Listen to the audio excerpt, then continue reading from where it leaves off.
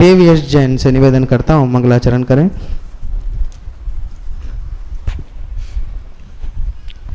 नमो अरहन्ताणं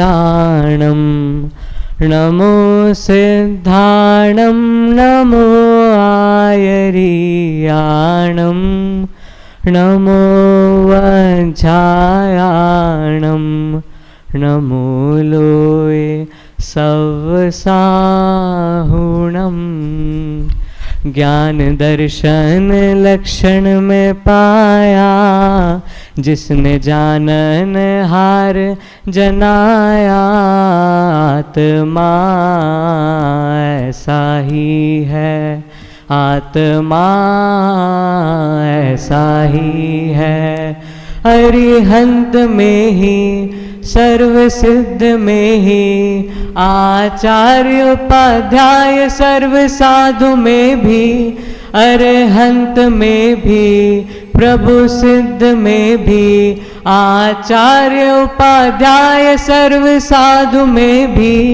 पंच परमेष्ठि पद मैंने पाया, जिसमें जानन हार जनाया। आत्मा ऐसा ही है, आत्मा ऐसा ही है। शुद्ध द्रव्य मेरा, शुद्ध गुण है मेरा, शुद्ध पर्याय रूप परिणमन मेरा। शुद्ध द्रव्य मेरा, शुद्ध गुण है मेरा, शुद्ध पर्याय रूप परिणमन मेरा। शुद्धात्म मेरी दृष्टि में आया, जिसमें जानन हार जनाया। आत्मा ऐसा ही है, आत्मा ऐसा ही है। ज्ञान दर्शन लक्षण में पाया, जिसमें जानन हार जनाया। आत्मा ऐसा ही है, आत्मा ऐसा ही है। बहुत बहुत धन्यवाद देवयश जैन को, जिन्होंने बताया कि आत्मा ऐसा ही है। पूज्य गुरुदेव श्री ने भी अपने पूरे जीवन पर इसी का प्रतिपादन किया है कि आत्मा ऐसा ही है, जानने देखने वाला ही है। तो इसी क्रम में आदरणीय अरुण जी भाई साहब से निवेदन करता हूँ, पूज्य गुरुदेव श्री के प्रति अपने विचार व्यक्त करें।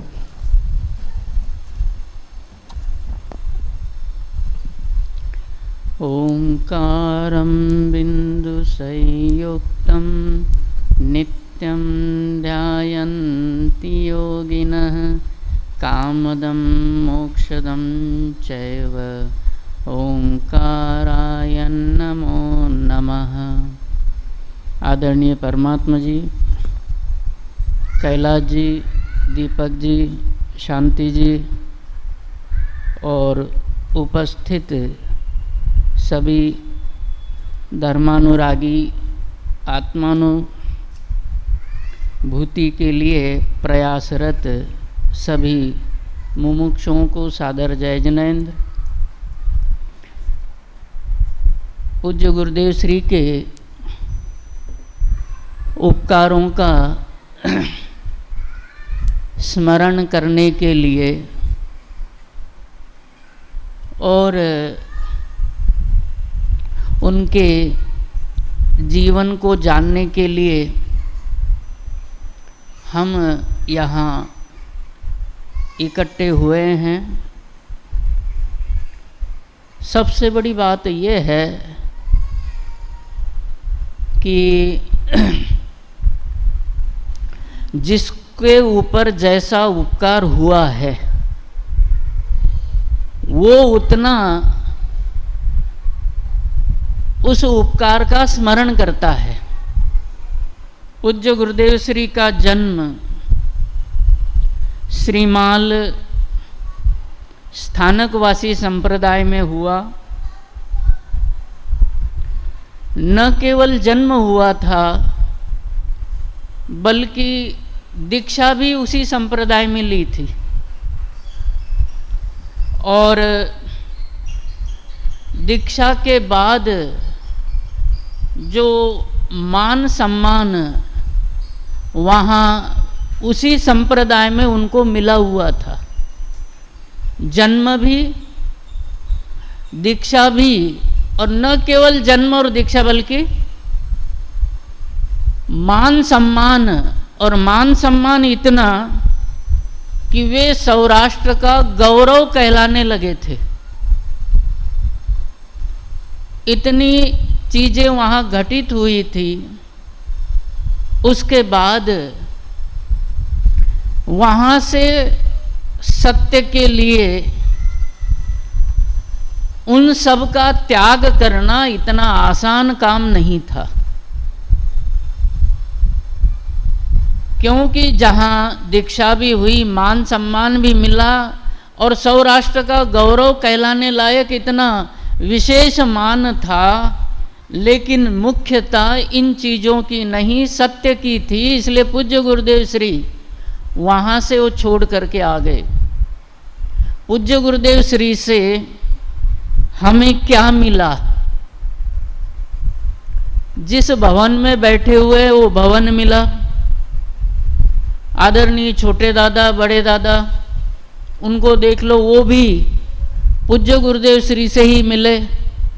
और क्या मिला ये बात आ जाए तो ये समझ लीजिए कि अनादिकाल से ये इस जीव के जो परिणाम पुद्गलानुविधायी हैं, उन परिणामों को चैतन्यानुविधायी होने की एक जड़ी बूटी पूज्य गुरुदेव श्री से प्राप्त हुई है।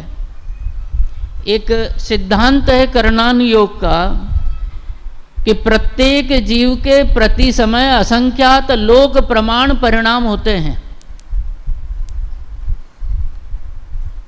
लेकिन उन परिणामों में मैं शुद्ध चैतन्य आत्मा हूँ ऐसा परिणाम नहीं पाया जाता। और ये परिणाम की रट लगानी पूज्य गुरुदेव श्री के द्वारा इस तरह के परिणाम करने के लिए शिक्षा दी है पूज्य गुरुदेव श्री के द्वारा, जिसके द्वारा यह जीव अल्पकाल में ही मोक्ष जाएगा, ऐसी औषधि पूज्य गुरुदेव श्री के द्वारा प्राप्त हुई है। पूज्य गुरुदेव श्री वैशाख शुक्ल दोज के दिन जन्मे थे। माता और पिता के नाम के बारे में सबको पता है। 5 भाई बहन थे, 4 भाई और 1 बहन। 19 वर्ष तक 13 वर्ष तक पूज्य गुरुदेव श्री उमराला में ही रहे। 13 वर्ष की उम्र में माता को वियोग हुआ था। 17 वर्ष की उम्र में पिता का भी वियोग हो गया। पूज्य गुरुदेव श्री के परिणाम शुरू से ही वैराग्य प्रवृत्ति के थे। प्रवृत्ति भी उनकी वैराग्य की ही थी, इसलिए लोक में वो भगत जी के नाम से भी प्रसिद्ध हो गए थे। लोग उनको भगत जी भी कहते थे। 19 वर्ष की उम्र में पूज्य गुरुदेव श्री ने कल्पद्रुम आदि पढ़ना प्रारंभ किया था। जब वे 17 वर्ष के थे तो उस समय उमराला में प्लेग महामारी इस तरह की बीमारी फैल गई थी, तो बहन के घर पूज्य गुरुदेव श्री को गरियाधर में जाना पड़ा। वहाँ संयोग जो मुनियों का, स्थानकवासी संप्रदाय के मुनियों का आना जाना था, वहाँ जाते थे। पाठशाला में भी पढ़ते थे। 7 वर्ष की उम्र में उमराला में ही पढ़ने के लिए गए तो सबसे पहला प्रकरण उस समय जो मंगलाचरण था, सिद्धो वर्ण समाम्नायः। सिद्धो वर्ण समाम्नायः, वर्णों का जो समुदाय है, अनादि निधन है, सिद्ध है, इस तरह का पहला पाठ पहले ही दिन उस उम्र में उन्होंने याद कर लिया था। ऐसा भी उल्लेख आता है। उसके बाद पाठशाला में भी जाते हैं। देखो, जीवन में 3 शालाओं की जरूरत अवश्य होती है। एक पाठशाला, और पाठशाला के बाद प्रयोगशाला, और प्रयोगशाला से भी बड़ी शाला है अनुभवशाला, जो अभी आदरणीय शांति जी के प्रवचन में भी ज्ञानी के भोग निर्जरा के कारण का जो प्रकरण चल रहा था, कि निर्जरा के कारण होते हैं, कि क्यों होते हैं? क्योंकि ज्ञानी की जो परिणति है, भावना है, निरंतर जो अंतरंग की अनुभवशाला, ये तीसरी शाला है। पाठशाला, ये आज हम यहाँ बैठे हुए हैं, सुन रहे या स्वाध्याय में बैठते हैं, वो पाठशाला है। इसके बाद जो हम लौकिक जीवन जीते, वो प्रयोगशाला है। और एकांत में बैठ कर के चैतन्य की धुनी रमाते हुए शुद्ध चैतन्य में लीन रहना, उसका अनुभव करना, उस अनुभवशाला के द्वारा ही, वो अनुभवशाला कहो या ज्ञानी की ज्ञान धारा कहो अंतरंग में, उसके कारण से निरंतर कर्मों की निर्जरा होती है। भोग के कारण से तो बंद ही होता है, लेकिन अंतरंग में जो अनुभवशाला है या ज्ञानशाला है, उसके द्वारा निर्जरा होती है। पूज्य गुरुदेव श्री पाठशाला में पढ़ने जाते थे। लौकिक में भी जो पढ़ाई उन्होंने की थी, और ऐसा पढ़ा है मैंने कि एक बार स्वामी जी 5वीं कक्षा में पढ़ते थे, तब घर आ गए तो माता से कहते हैं कि मुझे रोज़ आप शाला में भेजने की, धूली शाला में भेजने की जिद क्यों करती हो? क्योंकि मुझे जो चाहिए वो इस लौकिक शाला में नहीं है। मुझे जो चाहिए वो इस लौकिक शाला में नहीं है, फिर आप जिद क्यों करती हो?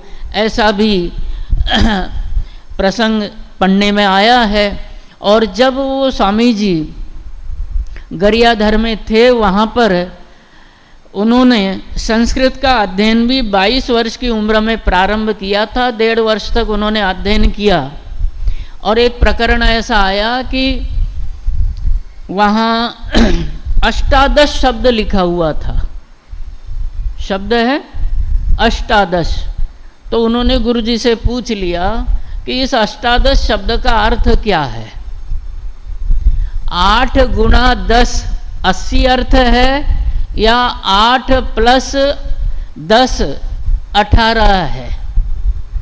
क्यों, शास्त्रों में भी ये शब्द आता है 18 शब्द। तो इसका अर्थ क्या है? 8 गुणा 10 या 8 + 10, दोनों का अंतर हो जाएगा। 8 + 10 ऐसा अर्थ करेंगे तो 18 अर्थ हो जाएगा, और 8 गुणा 10 ऐसा अर्थ करेंगे तो 80 अर्थ हो जाएगा। तो उससे उन्होंने गुरुजी से जब पूछा, जो पढ़ाने वाले थे वो जवाब नहीं दे पाए। उन्होंने ये जवाब दे दिया कि शास्त्र के अनुसार अर्थ लगा लेना। किसके अनुसार? शास्त्र के अनुसार अर्थ लगा लेना। जब ये कहा गया तो उन्होंने ये भी तय कर लिया कि इस शब्द ज्ञान से पार पड़े ऐसा नहीं है। उसके बाद उनकी रुचि वहाँ से समाप्त हो गई, मतलब एक तरह से कम हो गई, या वो अध्ययन उन्होंने कम कर दिया, छोड़ दिया। क्योंकि उनको ये समझ में आ गया था कि भाषा ज्ञान से कुछ होने वाला नहीं है। शास्त्र ज्ञान से प्रयोजन की सिद्धि, ये जो शब्द ज्ञान है, इससे प्रयोजन की सिद्धि नहीं होगी। गुरुगम से ही शास्त्रों का अध्ययन करना चाहिए, ये बात तो तय थी। लेकिन ये लौकिक ज्ञान से कुछ नहीं होगा। पूज्य गुरुदेव श्री ने 1906 से 1911 तक 5 वर्ष तक व्यापार भी किया, लेकिन व्यापार में उनका मन नहीं था। वहाँ भी शास्त्र लेकर बैठते थे, और वहाँ ग्राहक आया तो करे, व्यापार करे, नहीं तो वहाँ पर भी उनका मन, मतलब व्यापार किया लेकिन व्यापार में उनका मन नहीं था। 19 वर्ष की उम्र में बुआ के साथ उन्होंने व्यापार का प्रारंभ किया था। बाद में खुशहाल भाई उनके दूसरे नंबर के भाई थे, उनके साथ व्यापार उन्होंने प्रारंभ किया था। उसी व्यापार के प्रसंग में एक बात आती है कि एक इंस्पेक्टर था, होली के समय वो टैक्स के लिए आया था, वो इनाम के लिए आया हुआ था कि इनाम दे दो। उसने 50 मांगे, इन्होंने 25 ही दे दिए। फिर उसके इच्छानुसार नहीं देने से उस इंस्पेक्टर ने इनके ऊपर केस दायर कर दिया। केस दायर करने के बाद उनको कोर्ट में भी जाना पड़ा। इनकी सरलता, निर्भीकता और पवित्रता देख करके वो केस में जीत गए थे। और इन्होंने जो कुछ कहा उसी को उस जज ने सत्य मानकर, गवाही मानकर इन्हीं के पक्ष में वो फैसला सुनाया। उनका जो वकील था, वकील कहने लगा कि आपके सच बोलने से ये फैसला अपने पक्ष में आया। तो पूज्य गुरुदेव श्री ने उससे कहा कि क्या आप सच नहीं बोलते? सच ही बोलना चाहिए, सच ही से ही अपना कल्याण होगा। जो भी वहाँ कहा होगा बाद में लिखने में इस तरह से आता है। तो कहने का अभिप्राय ये था कि पूज्य गुरुदेव श्री को आश्चर्य हुआ कि आपने सच बोला, मतलब आप सच नहीं बोलते हो क्या? सच तो बोलना ही चाहिए। इस तरह से वकील के साथ भी संवाद आ गया था। पूज्य गुरुदेव श्री को वैराग्य के ही प्रसंग हमेशा अच्छे लगते थे।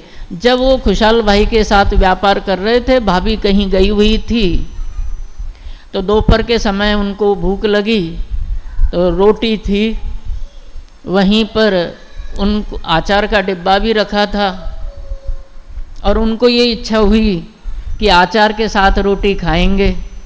जैसे ही डिब्बा खोला उसमें लटे दिखाई दी। उसी दिन से उन्होंने जीवन भर के लिए अचार का त्याग कर दिया। उसी दिन से अचार का उन्होंने त्याग कर दिया। रात्रि भोजन आदि का त्याग तो बचपन से ही था। जब गुरुदेव श्री 8 वर्ष के थे तब वहाँ अकाल पड़ गया था उमराला में।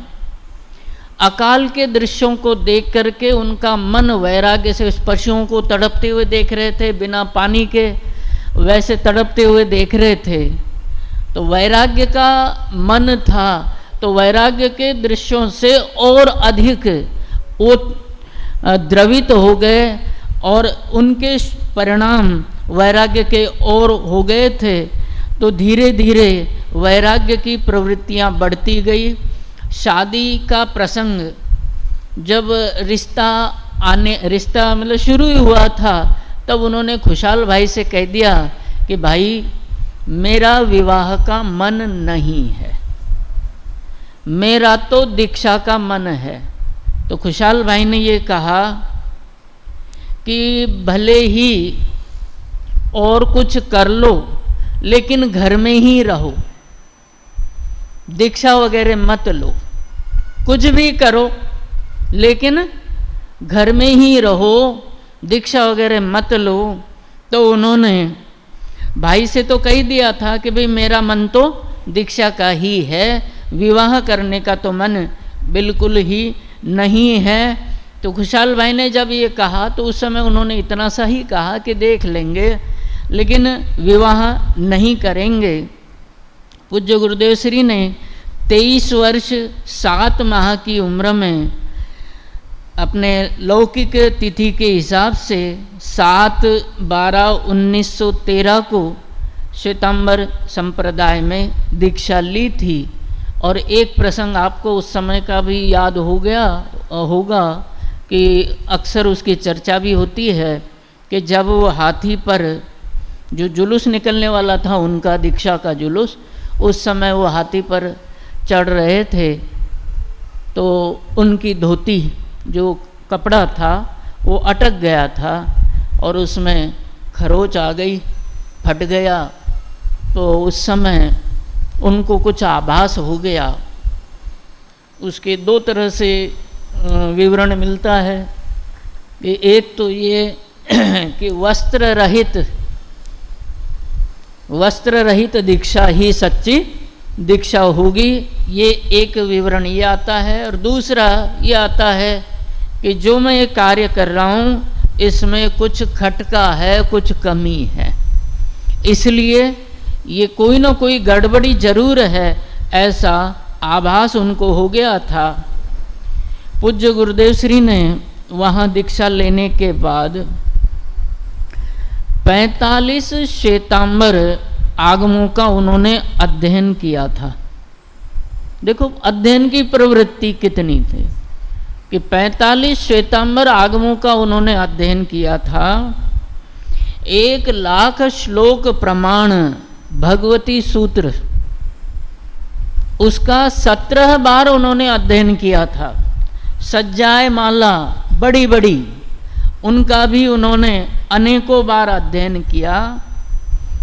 और न केवल ज्ञान की बात बल्कि चारित्र भी, व्यवहारिक चारित्र भी इतना कठोर था कि किसी के बाहर, घर के बाहर सब्जी सुधारने के बाद जो छिलका होता है वो छिलके दिख जाए या एक छिलका भी दिख जाए तो उस घर में आहार के लिए नहीं जाते थे।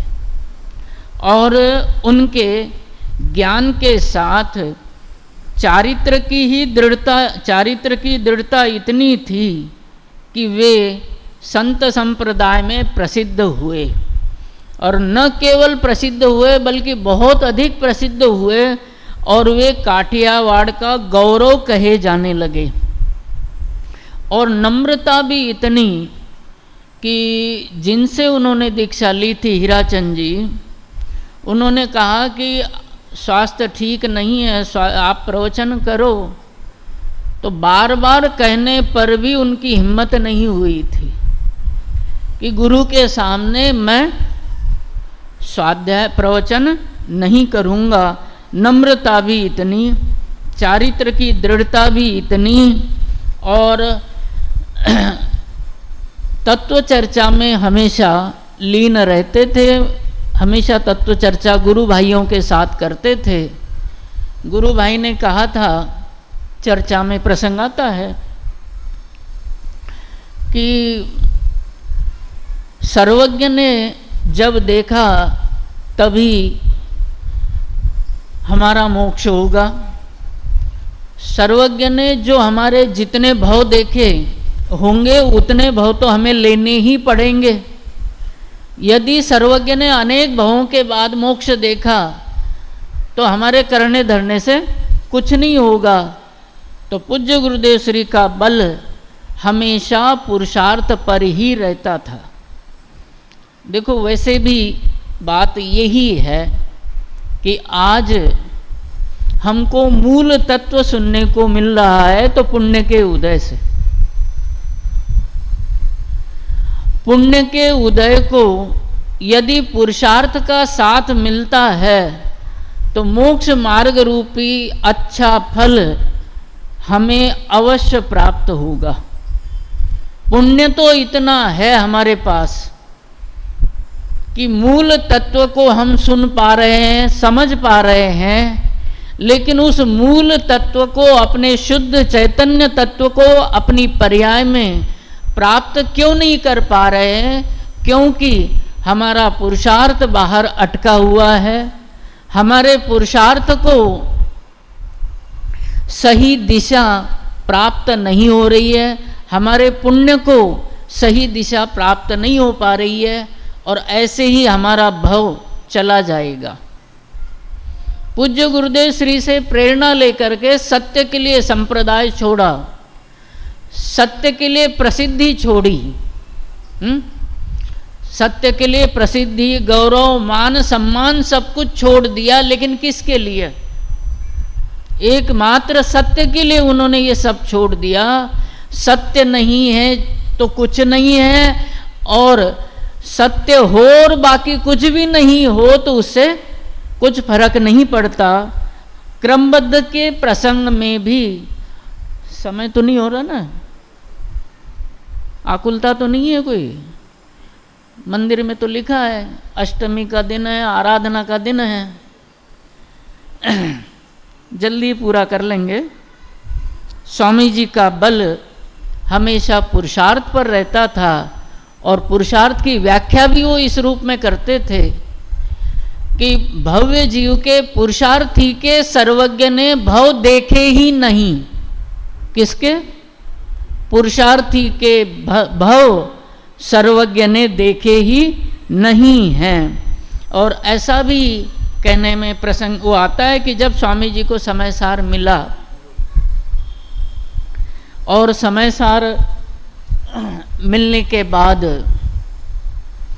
संयोग से छठी गाथा उनके सामने आ गई और छठी गाथा का वह वाक्य कि शुद्धात्मा प्रमत्त और अप्रमत्त दोनों दशाओं से भिन्न है, रहित है, शुद्ध है।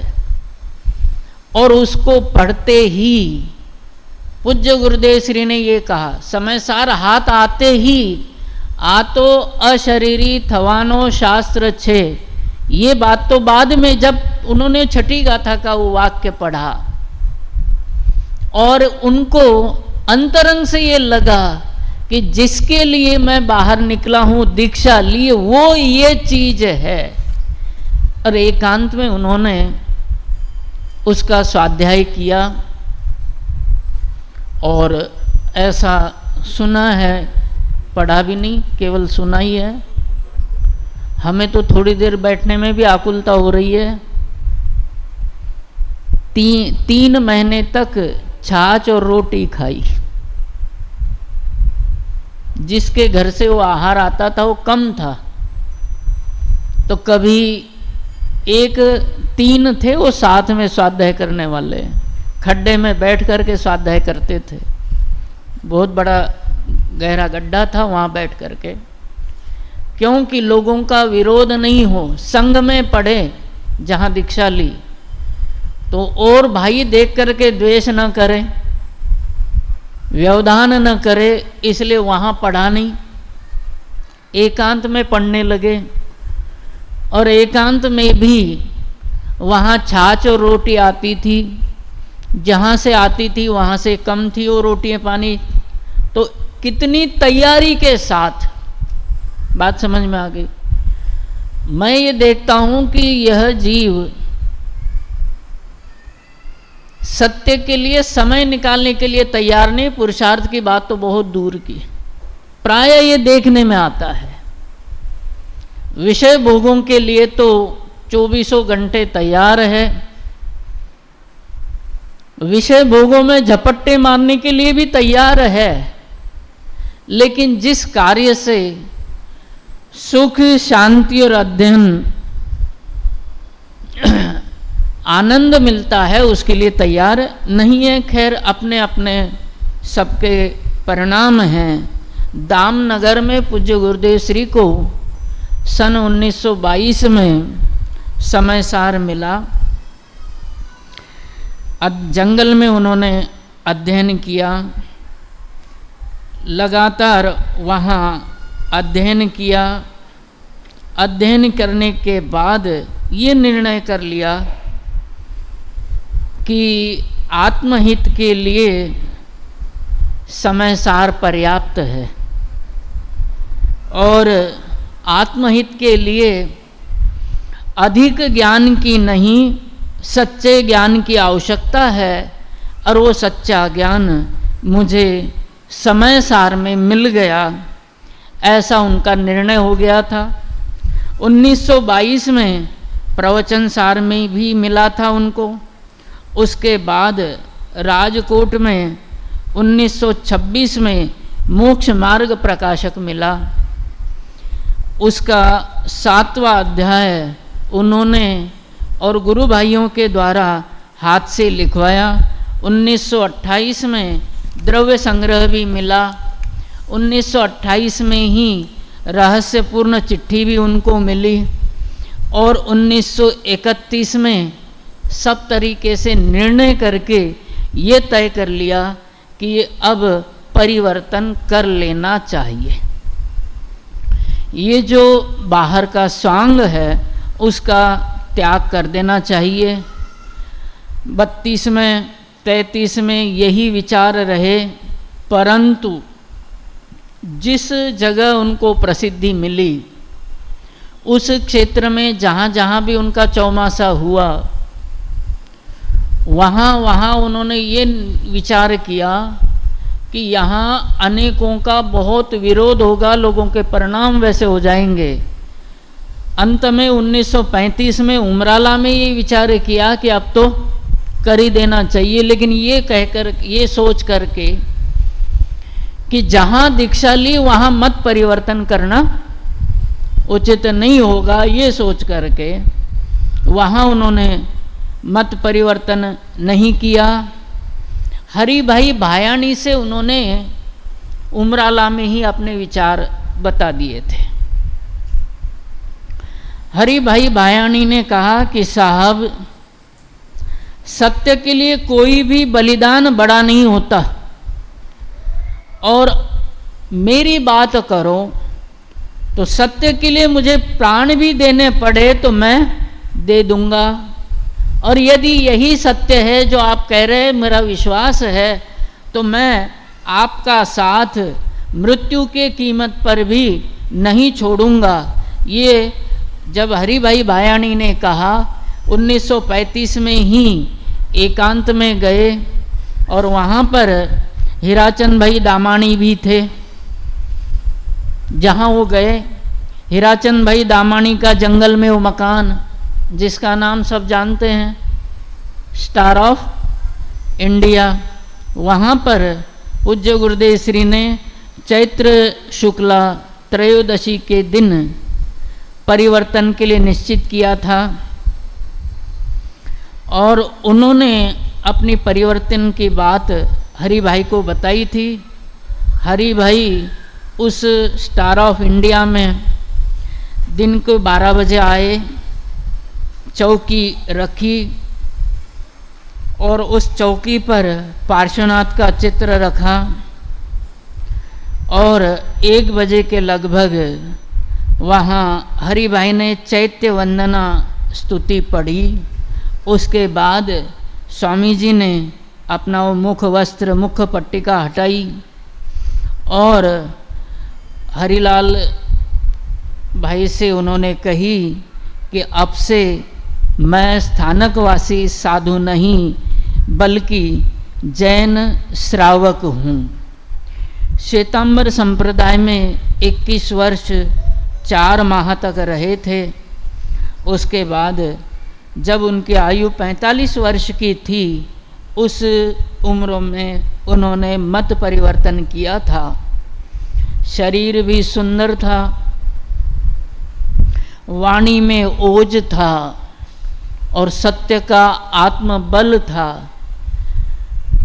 इन तीनों के संयोग से उन्होंने अभीक्ष्ण आत्मोपयोग के द्वारा तत्व का प्रचार प्रसार किया। चैतन्य गायक तत्व को ही उन्होंने प्रमुख रखा। ये भी बात सुनी हुई आपको बताता हूँ कि सोनगढ़ में जो पाठशालाएं होती बच्चों की, कि कभी उधर से निकलते हुए जाते थे तो पाठशालाओं में बच्चों को जो पहला पाठ पढ़ाया जाता था बाल पोथी में से कि मैं जीव हूँ अजीव नहीं, ज्ञान दर्शन मेरा लक्षण है। तो ये पहला पाठ पहले क्रमांक पर रख कर के उनको उसका वो विस्तार या उसका विवरण ऐसा करते थे कि ये सही बात है कि पहला पाठ जीव को यही पढ़ाना चाहिए कि मैं जीव हूँ, ज्ञान दर्शन मेरा स्वभाव है।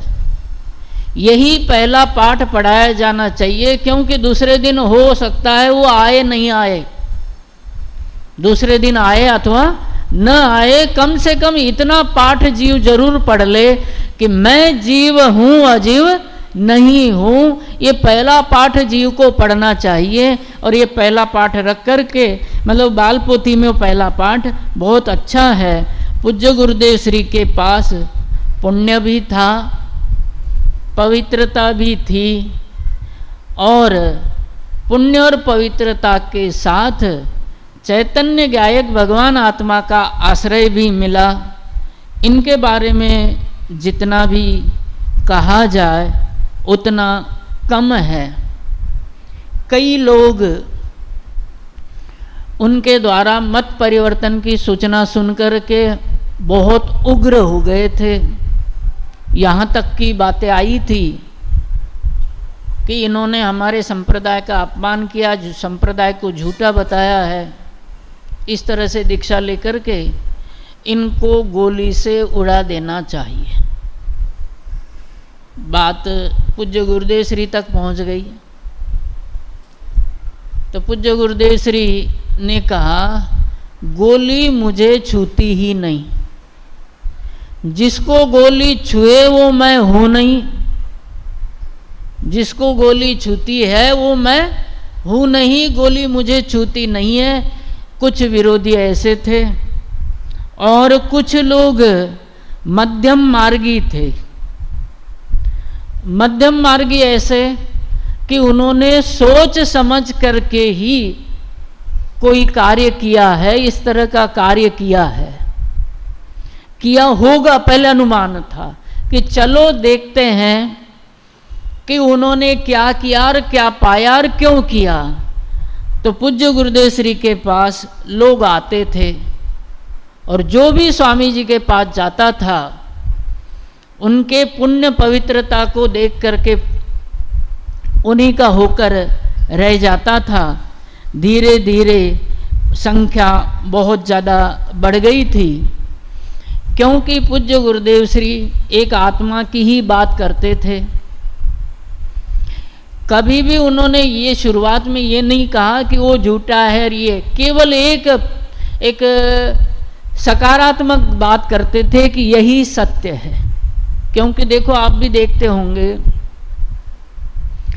कि स्वामी जी का या अपन लोगों का विरोध करने वाले बहुत है, उस समय भी थे।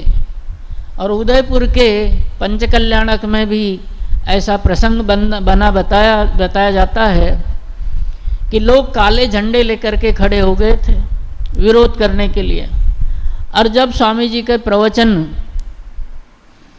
वहाँ होने वाले थे तो विरोधी भी इसलिए आए कि देखो ये क्या कहते हैं, हमने विरोध किया है, हमारा विरोध करेंगे। इसलिए कई लोग ये सुनने के लिए आए थे कि हमारा विरोध किस रूप में करेंगे, लेकिन स्वामी जी तो स्वामी जी थे, एक शब्द भी विरोध का नहीं किया, विरोध का उनके मुंह से नहीं निकला। और सबसे बड़ी बात तो ये देखो कि विरोधियों को भी भूलेला भगवान छे, ऐसा कहते थे।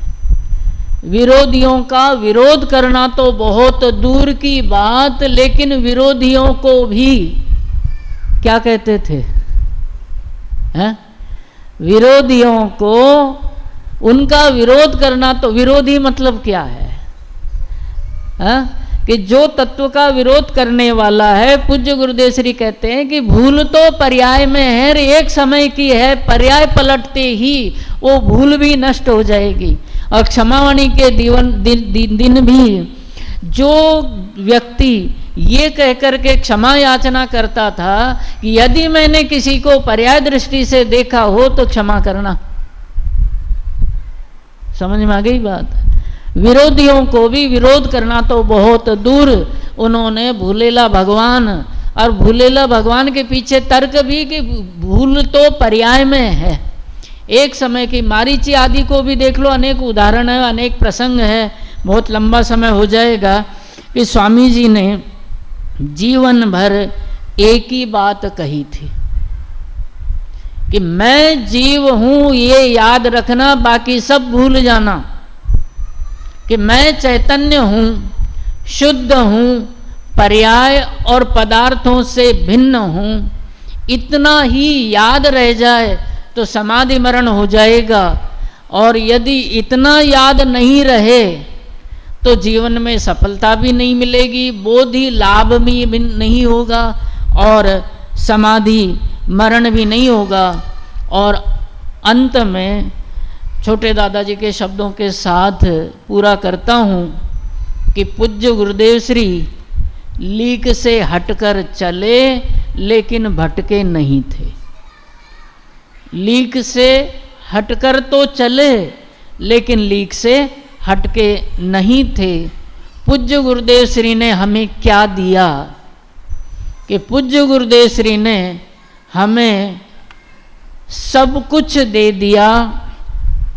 अनादि काल के दुखों को मिटाने के लिए, अनादि काल की राग की ज्वाला को शांत करने के लिए, अनादि काल के कष्टों को मिटाने के लिए जो अमृत दिया, चैतन्य गायक भगवान आत्मा मैं हूँ, ऐसा जो अमृत उन्होंने दिया, वो अमृत हम हमेशा पीते रहे, प्रति समय पीते रहे। और यदि नहीं पिया है तो इस समय से उसी अमृत को पीने के लिए प्रयत्न करें, जीवन अवश्य सफल हो जाएगा। मैं चैतन्य गायक भगवान आत्मा हूँ, यदि इतना ही जीव को याद रहता है और परिणति में वो चैतन्य गायक भगवान आत्मा ही दिखता है, तो पूज्य गुरुदेव श्री का अनंत उपकार माने बिना वो जीव नहीं रहता। पूज्य गुरुदेव श्री ने समय सार भी दिया और समय सार का मर्म भी बताया, क्योंकि एक समय सार उनको मिला तो उन्होंने घर घर समय सार पहुंचाया। और न केवल घर घर समय सार पहुंचाया, बल्कि अनेकों विद्वान, छोटे दादा, बड़े दादा, बहुत सारे विद्वान उन्होंने उन्हीं के निमित्त से हमको प्राप्त हुए, जो इन शब्दों के, समय सार के शब्दों के जो मर्म हैं उनको समझाने वाले। और आज आप और हम भी स्थिति में पहुंच गए उन्हीं के निमित्त से कि हम भी शब्दों के मर्म को थोड़ा थोड़ा समझने लगे हैं, समझाने लगे हैं। ये पूज्य गुरुदेव श्री का ही प्रताप है। मैं तो ये कहता हूँ कि पूज्य गुरुदेव श्री का जन्म नहीं होता तो, आपको पता है कि 24 तीर्थंकरों में, 24 तीर्थंकरों के अंतराल के बीच में 7 बार धर्म की विच्युति हुई, 9वें से 16वें तीर्थंकर तक। और पूज्य गुरुदेव श्री नहीं होते तो शायद इस मूल मार्ग की परंपरा की विच्युति हो जाती। वो जो मूल मार्ग का वृक्ष है सूख रहा था, उस सूखते हुए वृक्ष को जल देने वाला यदि कोई था तो पूज्य गुरुदेव श्री का जीव था। उसका न केवल उसका पुनरुद्धार किया बल्कि प्रचार और प्रसार किया। दूसरे शब्दों में कहे कि जो मोक्ष मार्ग सिकुड़ रहा था, समाप्त होने की ओर था, फूलचंद जी वगैरह कहते थे कि समय सार तो था लेकिन समय सार का मर्म नहीं था। पूज्य गुरुदेव श्री से पहले समय सार तो था लेकिन समय सार का मर्म नहीं था। पूज्य गुरुदेव श्री ने समय सार भी घर घर पहुंचाया, समय सार का मर्म भी पहुंचाया। और हम सौभाग्यशाली है कि आज हम पूज्य गुरुदेव श्री के उसी मार्ग पर चल रहे हैं। सुनना भी मार्ग है, चिंतन मनन करना भी मार्ग है, लेकिन चैतन्य आत्मा की धधक वो सच्चा उपाय है। वो चैतन्य आत्मा की धधक जब पूरी होगी, वो सम्यक दर्शन के बिना पूरी नहीं होती है। वो ज्वाला जो धधक है, चैतन्य गायक भगवान आत्मा मैं हूँ ऐसा निर्णय किए बिना, अनुभव किए बिना जो हमारे जीवन में धधक रहती है, वो धधक ही हमें मार्ग दिलाएगी। और मैं ऐसी भावना भाता हूँ कि आप हम सब उस चैतन्य गायक भगवान आत्मा की ललक को जीवित रखें और इतने पुरुषार्थ के साथ जीवित रखें कि उसके बिना चैन न पड़े। और चैतन्य गायक भगवान आत्मा अनुभव में आ जाए तो समझ लीजिए जीवन सार्थक है, वहीं से मोक्ष मार्ग प्रारंभ होता है। और स्वामी जी तो वो जापानी व्यक्ति का उदाहरण देकर के उदाहरण के रूप में कहते थे कि देखो वो जापानी व्यक्ति, विदेशी व्यक्ति जो ये कहता है कि अनुभूति ही जैन धर्म है, अनुभूति ही जैन धर्म है ये तो जापानी व्यक्ति कहता है, उसका पूरा लेख, उसका कई उदाहरण वो देते थे। नेहरू के प्रवचनों में विशेष है ये बात कि वो मैं मतलब अनुभूति को जैन धर्म बताया, और हकीकत भी यही है कि वास्तव में शब्द ज्ञान और शब्दों का अर्थ, ये जिनागम सच्चा जिनागम नहीं, जिनागम तो है लेकिन मूल जिनागम अपने चैतन्य व्यायक भगवान आत्मा की अनुभूति करना ही है। ऐसी अनुभूति को इस उपकार के प्रसंग में, पूज्य गुरुदेव श्री के उपकार के प्रसंग में निर्णय करे, पुरुषार्थ करे और अपनी परिणति में चैतन्य गायक देव को स्थापित करे। इन्हीं भावनाओं से मैं अपने 2 शब्द पूरे करता हूँ। जय जिनेन्द्र।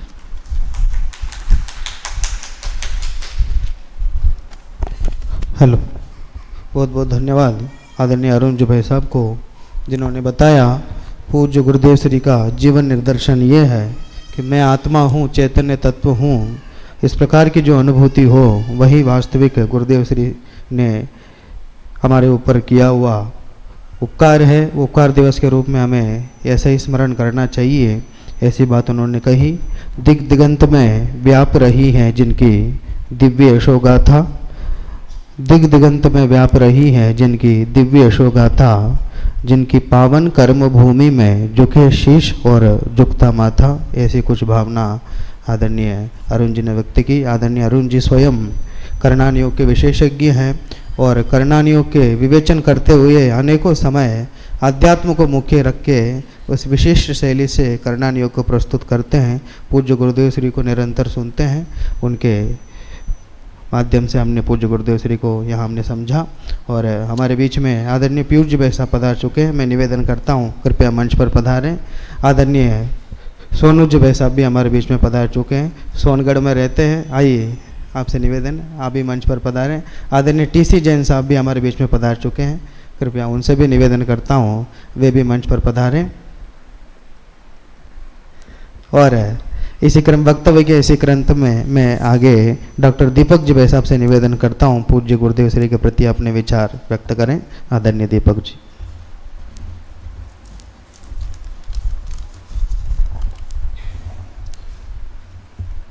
ओम नमः सिद्धेभ्य। निर्जराधिकार का अंतिम गाथा है। उसमें सम्यक दर्शन के 8 अंग बताते हुए प्रभावना अंग की गाथा दी है। सद्धर्म रथ आरूढ़ हो, जो भ्रमे मन रथ मार्ग में, वे प्रभावक जिन मार्ग के सद्दृष्टि उनको जानना। वास्तव में गुरुदेव श्री प्रभावना के जीवंत उदाहरण हैं और उनके माध्यम से यह तो समय ही बताएगा। कम से कम 130वीं जन्म जयंती आज है, तो मतलब अभी हो गई जो, तो इस रूप में बहुत ही लंबे समय तक उनके निमित्त से तत्व प्रभावना का माहौल और जीवों के कल्याण करने के लिए मार्ग प्रशस्त रहेगा। वे स्वयं तो आरूढ़ हुए ही सद्धर्म रथ पर और खुद आहा आनंद का नाथ, ऐसे आनंद से वो सहज ही मनरथ मार्ग में भ्रमण भी किया उन्होंने। और सहज ही उनके निमित्त से हम तुम सबको उनकी वाणी उपलब्ध हो करके इतना सारा जिन मार्ग का मूल मार्ग, मूल रहस्य, अध्यात्म रहस्य पूर्ण रूप से व्यक्त हुआ। यह सबसे बड़ा उनका प्रदेय है और इसके लिए जितना भी गुण गौरव किया जाए वह कम है, शब्द लिमिटेड होते हैं। आदरणीय अरुण जी ने भाई साहब ने बताया ना, एक जीव की एक दिन होय दशा जे तिक, कह न सके सो केवली, जाने यद्यपि ठीक। एक जीव की एक दिन में असंख्यात लोक प्रमाण विचार या संकल्प विकल्प हो जाते हैं और उसे यद्यपि केवली भगवान जानते हैं, चूँकि दिव्य ध्वनि 20 अंक प्रमाण शब्द पर्यंत ही गुम्फित होती है, तो इसलिए वह प्रतिपादन करने के लिए शब्द नहीं होते हैं और इतने प्रकार के विकल्प हमारे रहते हैं, असंख्यात लोक गुणे, और शब्द चूँकि संख्यात होते हैं इसलिए उसे प्रतिपादन करना संभव नहीं। तो जाने केवली यद्यपि, परंतु वे उसे कह न सके, इसलिए वह कहना असंभव है। तो वास्तव में ये सब जितने भी संकल्प विकल्प होते हैं, ये स्वभाव का अंश लेकर के नहीं होते हैं, स्वभाव से विमुख होकर के होते हैं, तो वे दुखद होते हैं। और जहाँ स्वभाव की खबर हो जाती है वहाँ ये सुखद होते हैं। गुरुदेव श्री के संपूर्ण जीवन को जहाँ अभी अरुण जी भाई साहब ने पूरा ही प्रस्तुत कर दिया, बोलने की कोई आवश्यकता है ही नहीं। मैं तो उनके प्रभावना के इसमें थोड़ी सी बातें उजागर सिर्फ कर रहा हूँ कि वास्तव में उनके जीवन से हमें साक्षात सब कुछ मिला है जो सुखी होने के लिए आवश्यक है। तो उनके इसमें विशेष रूप से क्या प्रभावना हुई, इस बात को मैं 2 मिनट में प्रस्तुत कर रहा हूँ कि उनके द्वारा जितने भी सिद्धांत रहस्य हैं ये हमें अत्यंत स्पष्टता से उजागर हुए। समय सार, कार्तिकेयानुप्रेक्षा आदि ग्रंथों के प्रमाण से गुरुदेव श्री ने क्रमबद्ध पर्याय को उद्घाटित किया और विशेष रूप से उसको समाज में प्रस्तुत किया। उपादान की भूल से ही जीव संसार में भटकता है और कर्म को दोष देता है, यह भी गुरुदेव श्री ने ही विशेष रूप से समझाया। जो निमित्ताधीन दृष्टि थी उसका रस छुड़ा करके स्वभाव के सन्मुख वाली उपादान की वृत्ति को जागृत किया। निश्चय से एकमात्र शुद्धात्मा को जानना सम्यक दर्शन है, मोक्ष मार्ग है, और व्यवहार से देवशास्त्र गुरु का श्रद्धान वह सम्यक दर्शन है। इस प्रकार निश्चय और व्यवहार की मैत्री को गुरुदेव श्री ने खूब अपने व्याख्यानों में समझाया। मात्र एकांत व्यवहार के आश्रय को ही सब कुछ मान कर के जो गदगद हो रहे थे उनको जगाया कि वास्तव में वह उतना ही जैन धर्म का यथार्थ स्वरूप नहीं है। अंतरंग के बिना बाह्य व्यवहार वह बिना अंक के बिंदी के समान है। इन सभी सिद्धांतों को गुरुदेव श्री ने पूर्ण आगम आधार द्वारा सभी को समझाया। निश्चय व्यवहार का भी सुंदर समन्वय रखते हुए जो निश्चय पक्ष गौण हो रहा था उसको विशेष रूप से वह प्रभावित किया, और जो समझ लो कि जैन सिद्धांतों का लोप होने लग गया था, मूल अध्यात्म रहस्य प्रकट नहीं हो रहा था, गौण होते जा रहा था, वह उन्होंने हमारे सबके लिए उसी का विवेचन करके इस तरह से प्रस्तुत कर दिया कि वे पर्यायवाची हो गए कि गुरुदेव श्री अर्थात शुद्धात्मा का ही विवेचन रहेगा। और पूर्ण रूप से उन्होंने इस प्रकार से अनेकों जीवन सुधारने के लिए, उनके परिणाम तो सुधारे ही सुधारे जीवों के लिए, और आगे भी उनके निमित्त से नियम से इस पंचम काल के अंत पर्यंत उस शुद्धात्मा की वाणी का आस्वादन लेकर के लोग सुख का अनुभव करेंगे और यह प्रभावना नियम से पंचम काल के अंत पर्यंत टिकेगी। ऐसी अपनी सबकी निश्चित ही उनके प्रति आदरांजलि है। और इस प्रसंग पर पुनः यही हम बात कहते हैं कि भाई उनका समागम इस भव में हमें साक्षात मुझे तो नहीं मिल पाया, उनके सीडी के माध्यम से ही परिचय प्राप्त हुआ और उसका ही रसास्वादन विशेष रूप से किया है।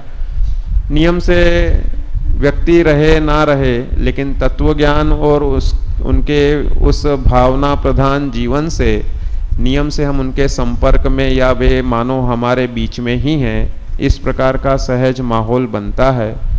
क्योंकि ज्ञान में ज्ञेय भूतकालीन या भविष्यकालीन क्यों ना हो, लेकिन वह ज्ञेय रूप से भी विद्यमान होता है, तो सहज ही मानो वह साक्षात है इस प्रकार वेदन देता है। तो इसलिए उन गुरुदेव श्री के इस स्मरण पे, इस समय पे हम यह स्मरण करते हैं और उनके निमित्त से जो वाणी की हमें उपलब्धि हुई है उसका अभ्यास करके और हम उनके ही मार्ग पर चल रहे हैं। तो यही वास्तव में उनके प्रति पुनः पुनः आदरांजलि है। जय जिनेंद्र। बहुत बहुत धन्यवाद आदरणीय दीपक जी भाई साहब को, जिन्होंने बताया पूज्य गुरुदेव श्री ने अपने जीवन से जो निश्चय पक्ष समाज में गौण हो रहा था, जिसे वास्तव में ग्रहण करना चाहिए, ऐसा स्वरूप पक्ष गौण हो रहा था, उसके तरफ उन्होंने सभी का ध्यान आकर्षित किया और स्वयं ने भी उसी का पालन पूरे जीवन भर किया और कहा, पथ पंथी के पथिक नहीं है हम, पथ पंथी के पथिक नहीं है हम, सिद्धालय के अनुयायी, सिद्धालय के अनुचारी, गुण अनंत की खान स्वयं ही, फिर कैसी हो लोचारी, फिर कैसी हो लाचारी। इस तरह के कुछ भावना पूज्य गुरुदेव श्री के आदरणीय दीपक जी ने व्यक्त की और आदरणीय दीपक जी पूज्य गुरुदेव श्री के प्रवचनों से प्रभावित होकर, आदरणीय दादा के प्रवचन से प्रभावित होकर के यहाँ शास्त्री करने पधारे और शास्त्री करने के बाद निरंतर तत्व ज्ञान से जुड़े हुए हैं और अभी तक निरंतर पूज्य गुरुदेव श्री के प्रवचनों से अपने आप को जोड़ करके और निश्चय पक्ष से जुड़े हुए हैं। आदरणीय डॉक्टर संजीव जी गोदा साहब हमारे बीच में पधार चुके हैं। मैं निवेदन करता हूँ कृपया मंच पर पधारें। जोरदार करतल ध्वनि के माध्यम से हम उनका स्वागत करते हैं। मैं आदरणीय नितेंद्र जी से पुनः निवेदन करता हूँ आदरणीय भाई साहब का स्वागत करें।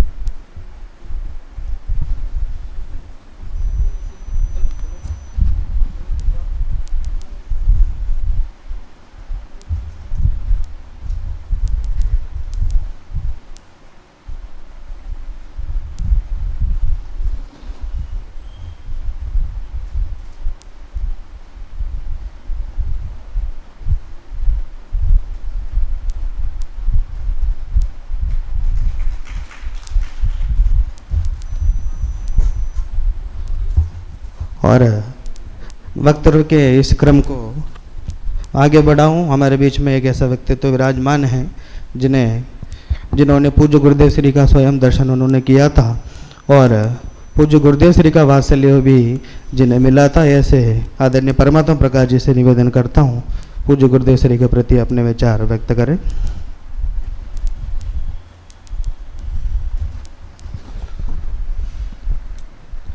निजातम में जो रमते थे, हमें भगवन बुलाते थे। अरे सुन लोरियां जिनकी, ये सोते जाग जाते थे। चले आओ अरे गुरुवर, भविक जन फिर बुलाते हैं। तुझे निज बीच ना पाकर, ये आत्म भूल जाते हैं।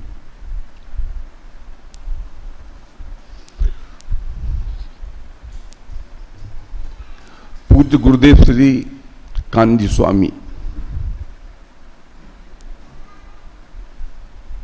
उनके दो महत्वपूर्ण प्रदेय हमें और इस समाज को हैं, इस युग को हैं। एक समयसार और दूसरा क्रमबद्ध पर्याय। वह समयसार जो हमें मोक्ष का मार्ग दिखाता है, जैसा कि गुरुदेव स्वयं कहा करते थे कि यह तो अशरीरी होने वाला शास्त्र है। और दूसरी वह क्रमबद्ध पर्याय जो कि हमें अभी यहीं संपूर्ण निराकुल करने में सक्षम है।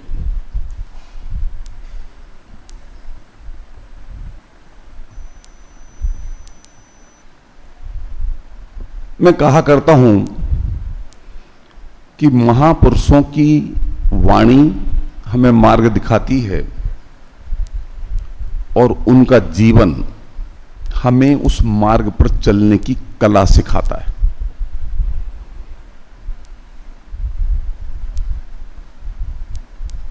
पूज्य गुरुदेव श्री ने जो फरमाया उसका हम लोगों ने बहुत स्वाध्याय किया है। परंतु शायद हम उनके जीवन को पढ़ना भूल गए।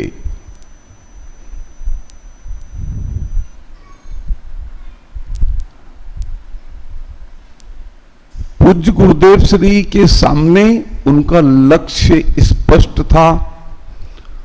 उनकी निष्ठा किसी और के प्रति नहीं, मात्र अपने प्रति, स्वयं के प्रति, भगवान आत्मा के प्रति थी। उनका एकमात्र लक्ष्य था आत्मा को परमात्मा बनाना, और उनकी कोई दूसरी निष्ठा नहीं थी।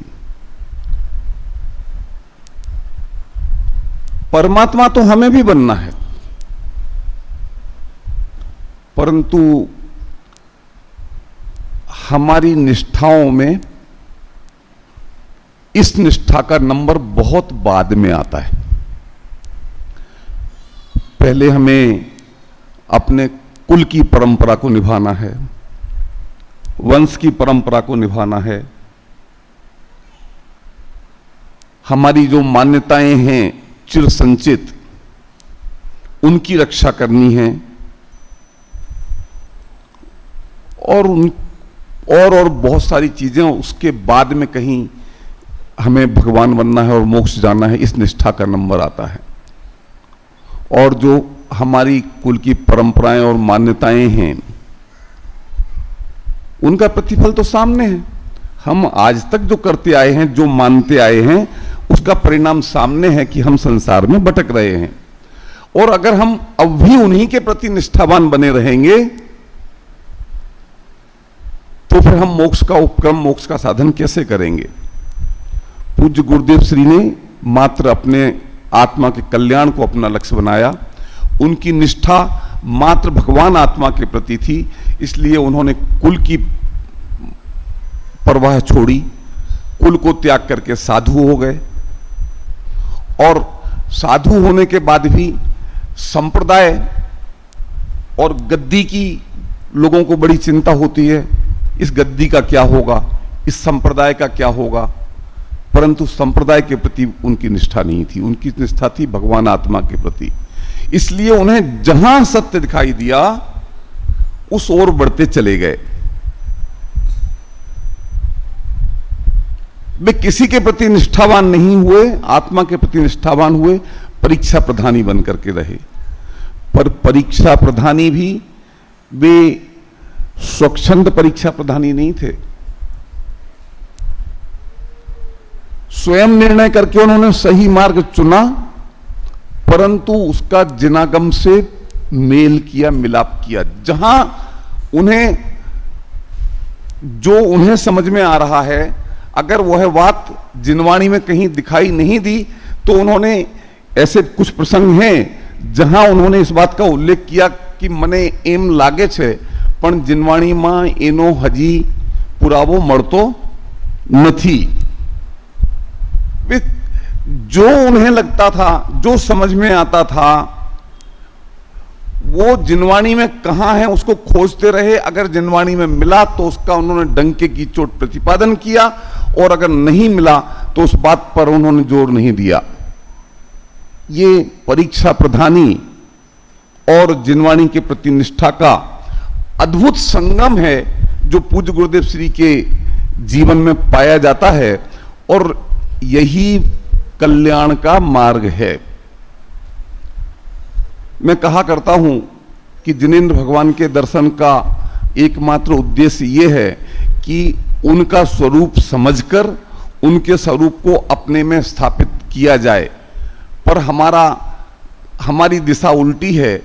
हम उनकी वितरागता को अपने आप में स्थापित करने की जगह अपने राग को उनमें स्थापित करने की कोशिश करते हैं। जैसे हम रागी द्वेषी हैं, ऐसा ही उन्हें मानते हैं कि खुश होकर के हमें दे देंगे और नाराज होकर के हमें दंड देंगे। कुछ ऐसी ही बातें हम लोगों ने पूज्य गुरुदेव श्री के साथ भी की हैं। हमने उनको देख करके, उनको के कथ्य को ग्रहण करना, उनके जीवन को देख करके उसे अपना मार्ग बनाना, उसकी जगह गुरुदेव तो भोड़ा छे, इनने खबर नहीं पड़ती, आम नहीं आम करवू जो ये आम था। हमने अपनी मान्यताओं को गुरुदेव के ऊपर थोपने का प्रयास किया और इसलिए हम गुरुदेव से सच्चा लाभ लेने से वंचित हो गए। ये हमारी आज की बीमारी है और मेरा आज का दर्द है। अगर सचमुच हमें पूज्य गुरुदेव श्री के जीवन से, उनके कथ्य से, उनके उपदेशों से लाभान्वित होना है तो हमें अपने दृष्टिकोण को एक तरफ रखकर पूज्य गुरुदेव श्री के जीवन से और पूज्य गुरुदेव श्री के कथ्य को जिनवाणी से मिलानकर ऐसा कैसा स्वीकार करना चाहिए। और अपनी मान्यताओं को अगर हम उन पर न ला दें तो सचमुच पूज्य गुरुदेव श्री का उपदेश और उनका जीवन हमें अपना मोक्ष मार्ग प्रशस्त करने के लिए संपूर्णतः सक्षम है और हम सभी ऐसा करने में सफल होंगे, ऐसा मेरा पूरा विश्वास है। इसी शुभकामना के साथ हेलो, बहुत बहुत धन्यवाद आदरणीय परमात्म जी को, जिन्होंने बताया कि पूज्य गुरुदेव श्री को समझने के साथ साथ उन जैसे ही स्वरूपदर्शी हम सब बने, ऐसी भावना उन्होंने व्यक्त की। और आगे के क्रम में आदरणीय डॉक्टर संजीव जी गोधा भाई साहब से निवेदन करता हूँ, वे आए और गुरुदेव श्री के प्रति अपने विचार व्यक्त करें। आदरणीय भाई साहब।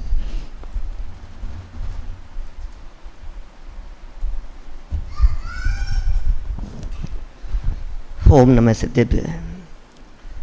सम्माननीय मंच और सभी साधर्मी बंधुओं, वास्तव में तो गुरुदेव के बारे में यहाँ इस सभा में कुछ कहना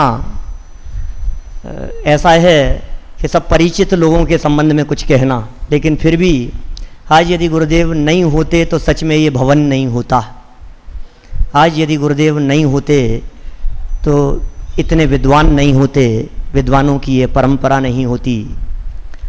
गुरुदेव ने क्या दिया हमारे को, सब जब कल्पना करते हैं तो सारी बातें कल्पना के बाहर निकल जाती है। गुरुदेव के हाथ में समय सार आ गया और गुरुदेव को कुंद कुंदाचार्य देव मिल गए, ये सहज नहीं था। कोई उनका पूर्व का पुण्य का उदय था ऐसे कुल में गुरुदेव ने जन्म नहीं लिया था जिस जगह पर ये बातें सहज मिल जाती। लेकिन जैसे ही हाथ में आया उन्होंने अपने पुरुषार्थ से उस तत्व को हासिल कर लिया और हमें क्या दे दिया कि समझ लो आप, दुनिया बदल गई, युग बदल गया। अध्यात्म युग सृष्टा थे गुरुदेव। अध्यात्म का युग गुरुदेव के आने के बाद शुरू हुआ। आज जगत में आत्मा की चर्चाएं करने वाले जितने लोग दिखाई देते हैं, निश्चित रूप से उस व्यक्ति के तार कहीं ना कहीं गुरुदेव से जुड़े हुए होंगे। ऐसा हो नहीं सकता कि कोई व्यक्ति गुरुदेव पर श्रद्धा न रखे और उसे आत्मा पर श्रद्धा हो जाए। गुरुदेव ने हमें आत्मा बतलाया, आत्मा दिखा दिया। अरे किस लेवल पर उन्होंने आत्मा की चर्चा की। आप सोचिए, आचार्य अमृतचंद्र ने समय सार की टीका में एक स्थान पर आत्मा के लिए भगवान शब्द का प्रयोग किया, सिर्फ एक जगह पर। क्या भाई साहब, सिर्फ एक जगह पर आचार्य अमृतचंद्र स्वामी ने आत्मा के लिए भगवान शब्द का प्रयोग किया और वो गुरुदेव श्री की वाणी के माध्यम से इतना प्रसारित हुआ कि आज हमारा कोई भी विद्वान जब आत्मा शब्द का प्रयोग करता है तो उसके पहले अपने आप जुड़ जाता है भगवान आत्मा, भगवान आत्मा। माने वर्तमान युग में आत्मा की प्रतिष्ठा भगवान के रूप में करने वाले यदि कोई थे तो वे थे पूज्य गुरुदेव श्री कांजी स्वामी। उन्होंने आत्मा को भगवान बताया, बना बनाया भगवान हमारे को दिखा दिया कि तू भगवान है, हूं परमात्मा छू, एम नक्की कर, एम निर्णय कर। एक एक बात गुरुदेव की गजब की थी। जब गुरुदेव के प्रवचनों को सुनते हैं, जब उनकी शैली को देखते हैं, अद्भुत शैली नजर आती है। दूर दूर तक सैकड़ों हजारों विद्वान हमारे निगाह में दिखाई देते हैं, लेकिन दूर दूर तक ऐसी शैली किसी की दिखाई नहीं देती है जब गुरुदेव का व्याख्यान होता है तो सामने बैठे हुए श्रोता किसी भी प्रकार के हों, श्रोताओं से अप्रभावित रह करके बोलते हैं। बड़े से बड़े सेठ उनकी सभा में बैठे हुए हों, चाहे दीनहीन दरिद्री उनकी सभा में बैठे हुए हों, पढ़े लिखे विद्वान लोग उनकी सभा में बैठे हुए हों, चाहे गांव के किसान उनकी सभा में बैठे हुए हों, एक ही धारा प्रवाह में बोलते चले जाते हैं, भगवान आत्मा, एक धारा प्रवाह में, कोई उतार चढ़ाव नहीं है, श्रोताओं से अप्रभावित है बिल्कुल। सामने वालों के कितना समझ में आएगा और कितना नहीं समझ में आएगा, इस बात से अप्रभावित रह करके बोलते हैं।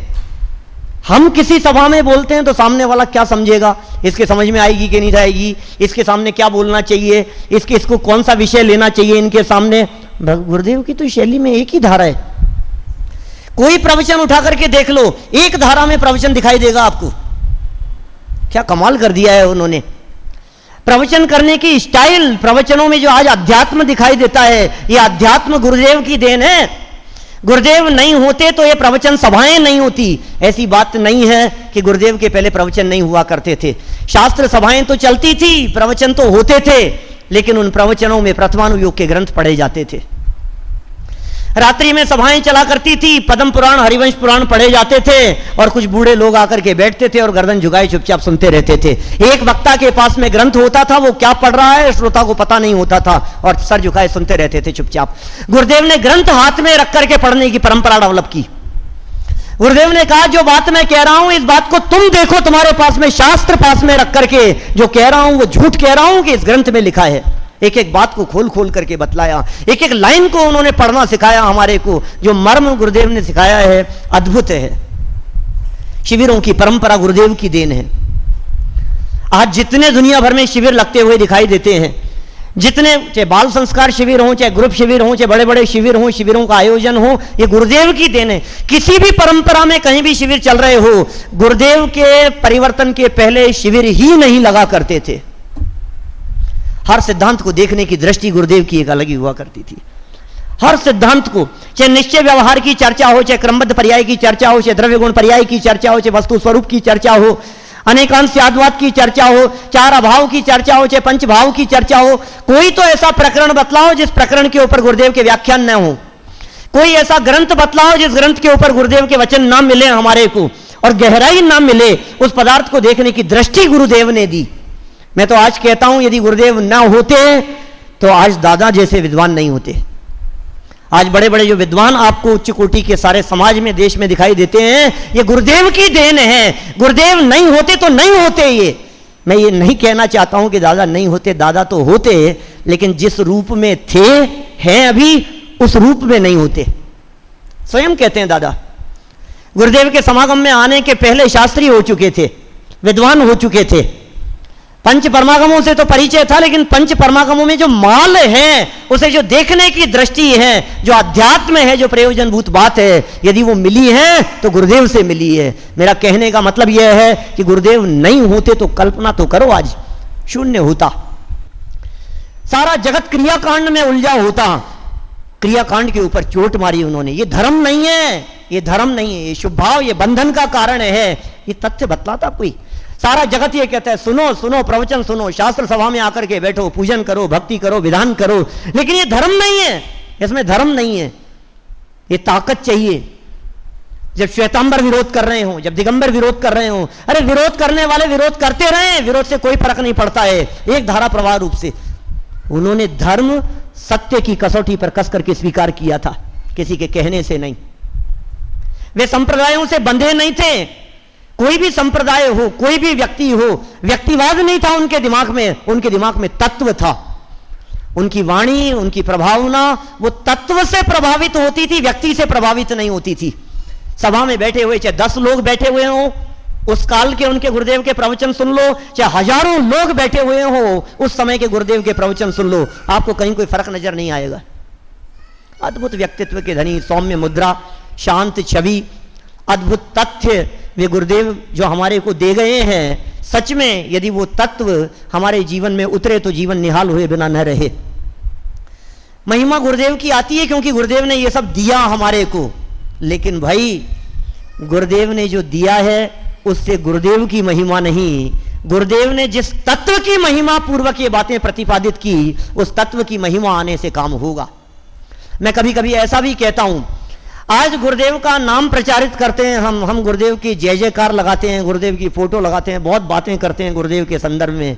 गुरुदेव का सच्चे शिष्य यदि कहलाने के योग्य हैं तो गुरुदेव के तत्व को, जिस गुरुदेव ने जिस तत्व को जन जन तक पहुंचाने के लिए जो कमर कसी थी, जिस तत्व का उन्होंने अनुभव किया था और जिस तत्व को उन्होंने प्रचारित प्रसारित किया, वो तत्व जन जन तक पहुंचना चाहिए। ये मूल उद्देश्य होना चाहिए हमारा। और महत्वपूर्ण बात सुनो,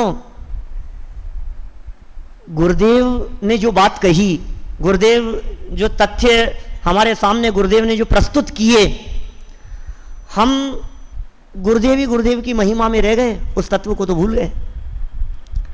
आज देखो गुरुदेव जिस क्रियाकांड के ऊपर चोट मारते रहे, मुझे कभी कभी वेदना होती है इस तरह की, जब मैं देखता हूं समाज में उन्हीं के नाम से क्रियाकांड चलने लगा। हमारे ऐसे ऐसे लोग दिखाई देते हैं समाज में जो गुरुदेव से शुरू करते हैं और गुरुदेव पे समापन कर देते हैं। भाई गुरुदेव को यदि जिंदा रखना है तो उन्हें भगवान महावीर से जोड़ना होगा। गुरुदेव को यदि पंचम काल के अंत तक जिंदा रखना है तो उन्हें आचार्य परंपरा से जोड़ना होगा। गुरुदेव को यदि जिंदा रखना है तो पूर्ववर्ती विद्वत परंपरा से जोड़ना होगा।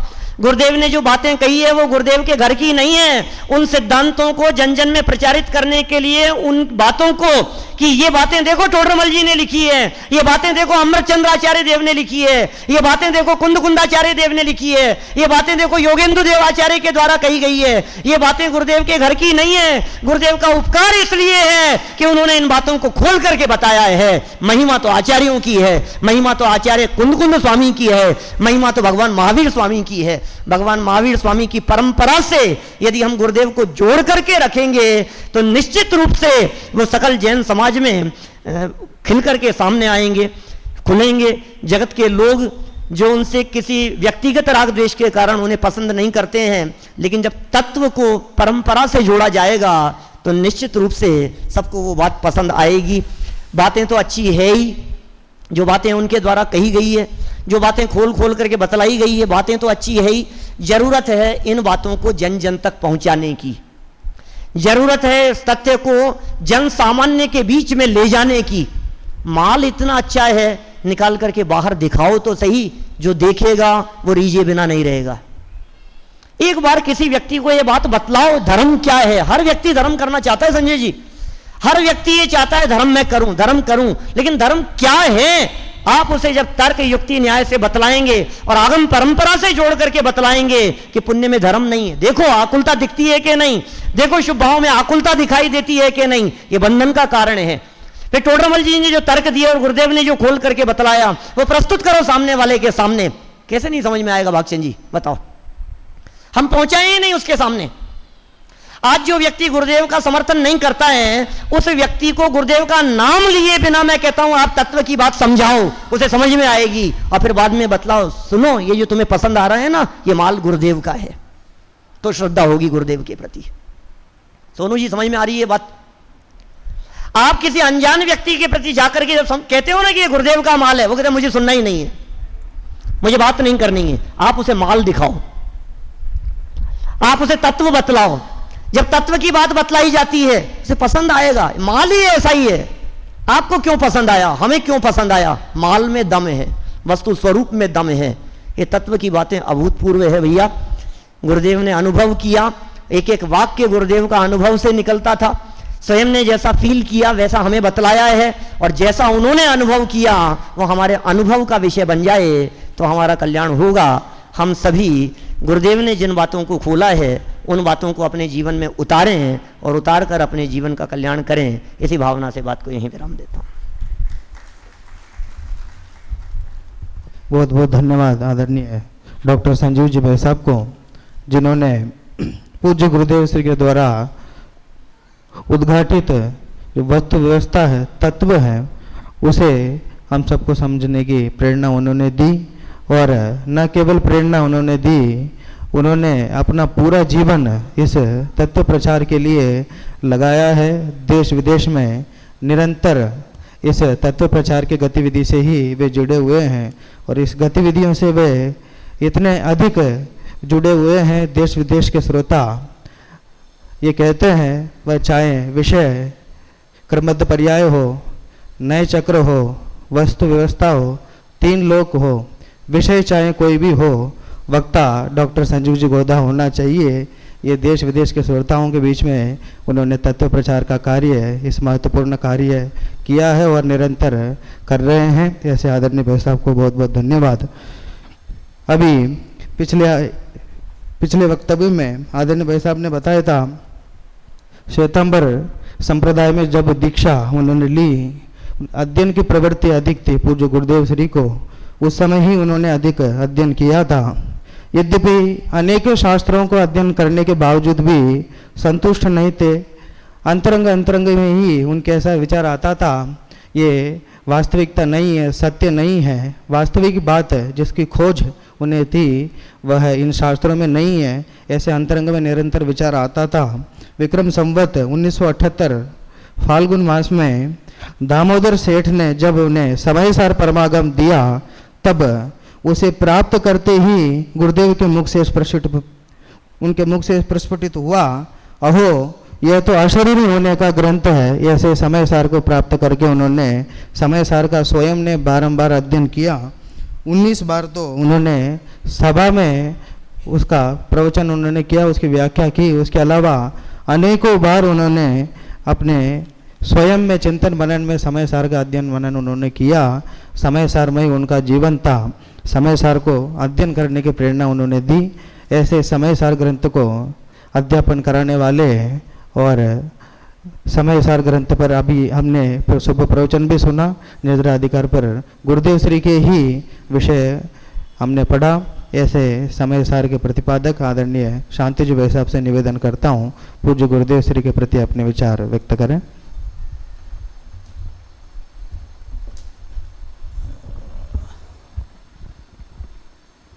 उभय नय विरोध ध्वंसिनी स्यात् पदांके, जिन वचसि रमन्ते ये स्वयं बांत मोह, सपदि समय सारम ते परम ज्योतिरुच्चै, रणवमनय पक्षाक्षुन्नमीक्षन्त एव। समय सार की चर्चा गुरुदेव के संदर्भ में न हो तो ये तो असंभव है। कुंद कुंद आचार्य के इस युग में यदि वास्तविक शिष्य हैं तो गुरुदेव श्री हैं,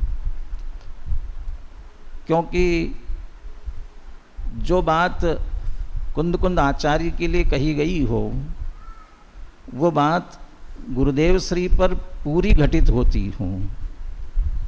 तो जो गुरु की बात शिष्य पर पूरी घटित होती हो वो असली शिष्य नहीं होगा तो और कौन होगा। कौन से शब्द आदरणीय डॉक्टर साहब ने सीमंदर पूजन की जयमाला में जो शब्द कुंद कुंद आचार्य के लिए लिखे, पाया था उनने समय सार, अपनाया उनने समय सार, समझाया उनने समय सार, हो गए स्वयं वे समय सार। चूँकि उनका जो सारा जीवन परिवर्तित हुआ है वो समय सार से हुआ। तो समय सार पाया था, अपनाया था, समझाया था और वे स्वयं समय सार में हो गए थे। समय सार की व्याख्या यदि उनके ऊपर घटित की जाए तो बहुत सारी उनके जीवन के पहलू उजागर होते हैं।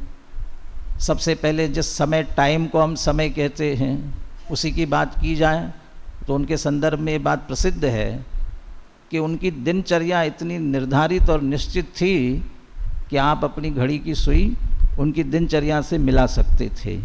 ये समय सार भी उन्होंने पाया था। दूसरा, समय जिनवाणी को कहते, शास्त्र को कहते हैं, वो सारे जिनवाणी का सार भी उन्होंने प्राप्त किया था।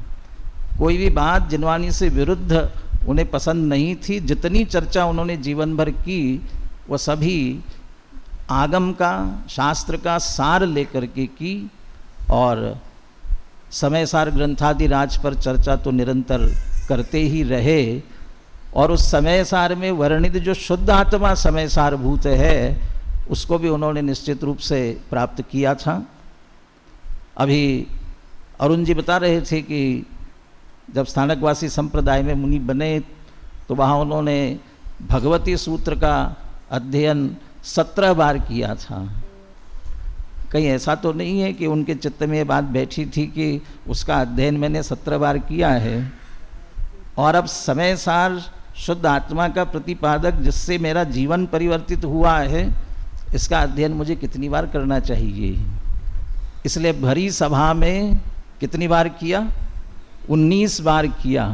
17 बार से और बढ़ कर के भरी सभा में किया और एकांत में जो होता था तो वो होता ही था। एक बात मैं पूछना चाहता हूँ, भगवान महावीर का जन्म दिवस कौन सा है? भगवान महावीर का जन्म दिवस कौन सा है? कौन सा है? अभी अभी मनाया था ना, कौन सा है? हाँ जी, चैत्र शुक्ल त्रयोदशी। बालबोध पाठमाला नहीं पढ़ी। मैंने पूछा भगवान महावीर का जन्म दिवस कौन सा है? अभी बच्चे से पूछता तो कदाचित बता देता। अरे भगवान जन्मते नहीं है, जन्म किसका हुआ था? बालक का हुआ था। इस बात को मैं क्यों याद कर रहा हूँ? क्योंकि गुरुदेव का जन्म दिवस वास्तविक हमारे लिए कौन सा है? वो बालक का जन्म हुआ था और वहाँ से लेकर के जब तक उन्होंने परिवर्तन नहीं किया तब तक हमारे लिए कहाँ गुरुदेव थे। तो वैसी ही बात है, किसी बच्चे से पूछा तुम्हारी उम्र क्या है कि 15 वर्ष, तुम्हारे पिता की उम्र क्या है कि 15 वर्ष। अरे तुम्हारी 15 है तो पिता की कैसी 15? कि भैया मैं हूँ तो मेरे पिता बने ना। तो गुरुदेव का जन्म, तो गुरुदेव हमारे लिए जब से गुरुदेव है तभी से तो हमारे लिए जन्म है। वास्तव में परिवर्तन किया। बालक का जन्म होता है, गर्भकाल कितना होता है? 9 महीने का। गुरुदेव का गर्भकाल कितना था? महीनों में नहीं था, बरसों में था। अभी विस्तार से चर्चा अरुण कुमार जी कर रहे थे कि जब उनको समय सार मिला और समय सार मिलने के बाद जब अध्ययन प्रारंभ किया, कितने वर्ष बीत गए? 1922 में मिला था और 11 वर्ष, माने एक तरह से 11 वर्ष जब परिवर्तन किया तब एक तरह से इस मार्ग में उनका जन्म हुआ। हमारे लिए गुरुदेव तब से हैं, तो वो एक 11 वर्ष का काल एक तरह से उनके गर्भकाल जैसा था। और जिन्होंने इतने वर्ष तक अंदर में उसके निरंतर चिंतन मनन किया होगा, फिर उसको बाहर निकलने में देर नहीं लगती है। कहते चीन में एक बांस का वृक्ष ऐसा होता है जिसे रोपने के बाद और उसे 4 वर्ष तक बराबर निरंतर खाद पानी देते रहने के बाद भी अंकुर भी नहीं फूटता है, और 5वें वर्ष में ऐसा फूटता है कि वह 5-6 सप्ताह में 90 फीट का हो जाता है। 5-6 सप्ताह में। अब वो 5वें वर्ष में 5-6 सप्ताह में 90 फीट का हो गया तो अकेला वह उस 5वें वर्ष का ही उसका परिवर्तन होगा ना, कि वो 4 वर्ष तक उसे खाद पानी अंदर मिलती रही, उसका परिवर्तन है। ऐसा ही उन्होंने वो चिंतन मनन जो निश्चित रूप से किया पहले, वह प्रतिफलित हुआ और वही पूरा फिर जीवन भर उनका चला। उन्होंने स्वयं उसे आत्मसात किया और हम सबके कल्याण की भावना से हमें सभी ये प्रतिपादित किया। बहुत सारी चर्चा हम सुन चुके हैं। उपकार का स्मरण करना क्यों जरूरी है? किसी का उपकार देखना हो तो उसे अलग करके देखो। सचमुच गुरुदेव नहीं होते तो क्या होता? प्रत्येक अपने आप में विचार करे तो हम अपने आप को कहाँ खड़े पाते हैं? हम अपने आप को निश्चित रूप से शून्य में खड़े पाते हैं। और अभी जो कुछ हमें मिला है वह सब गुरुदेव का ही है निश्चित रूप से। परंतु किसी को चिकित्सा की सुविधा नहीं मिली, औषधि नहीं मिली, इसलिए बेचारा जीवित नहीं रह पाया, तो हम कहते हैं कि बेचारा है, क्या करे, उसे समय पर औषधि नहीं मिल पाई। लेकिन कोई ऐसा हो औषधि है, मिल रही है और उसके बाद भी पल पल मर रहा है, तो उससे बड़ा बेचारा और कौन होगा? कहीं हम भी उसी स्थिति में तो नहीं हैं?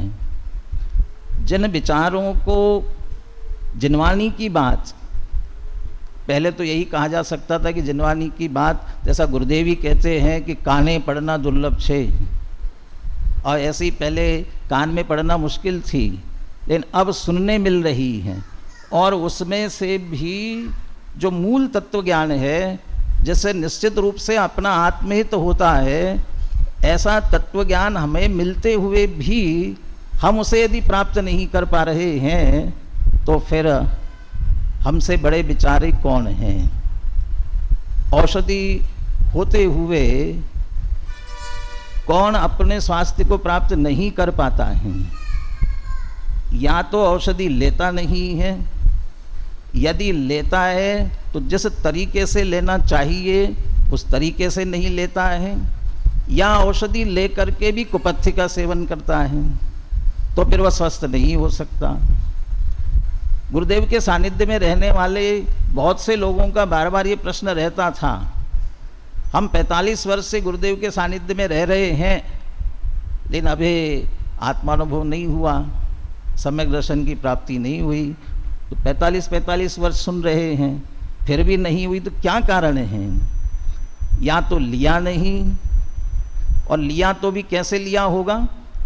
जैसे वो बच्चे, जैसे बच्चे को बतासे में रख करके कुनेन की गोली दी जाती है, तो बतासा तो ले लेता है और कुनेन की गोली निकाल करके फेंक देता है।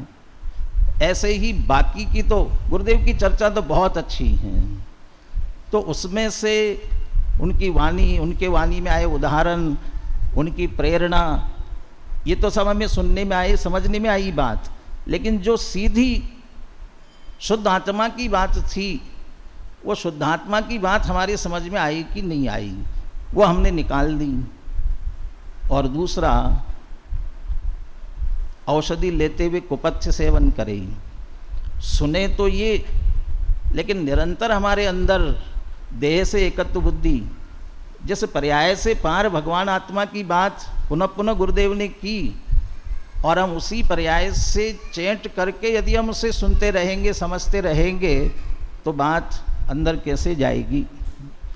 खेमचंद भाई जिसको कहा करते थे, उदय सहित होकर उदय रहित की बात सुनेंगे तो समझ में कैसे आएगी।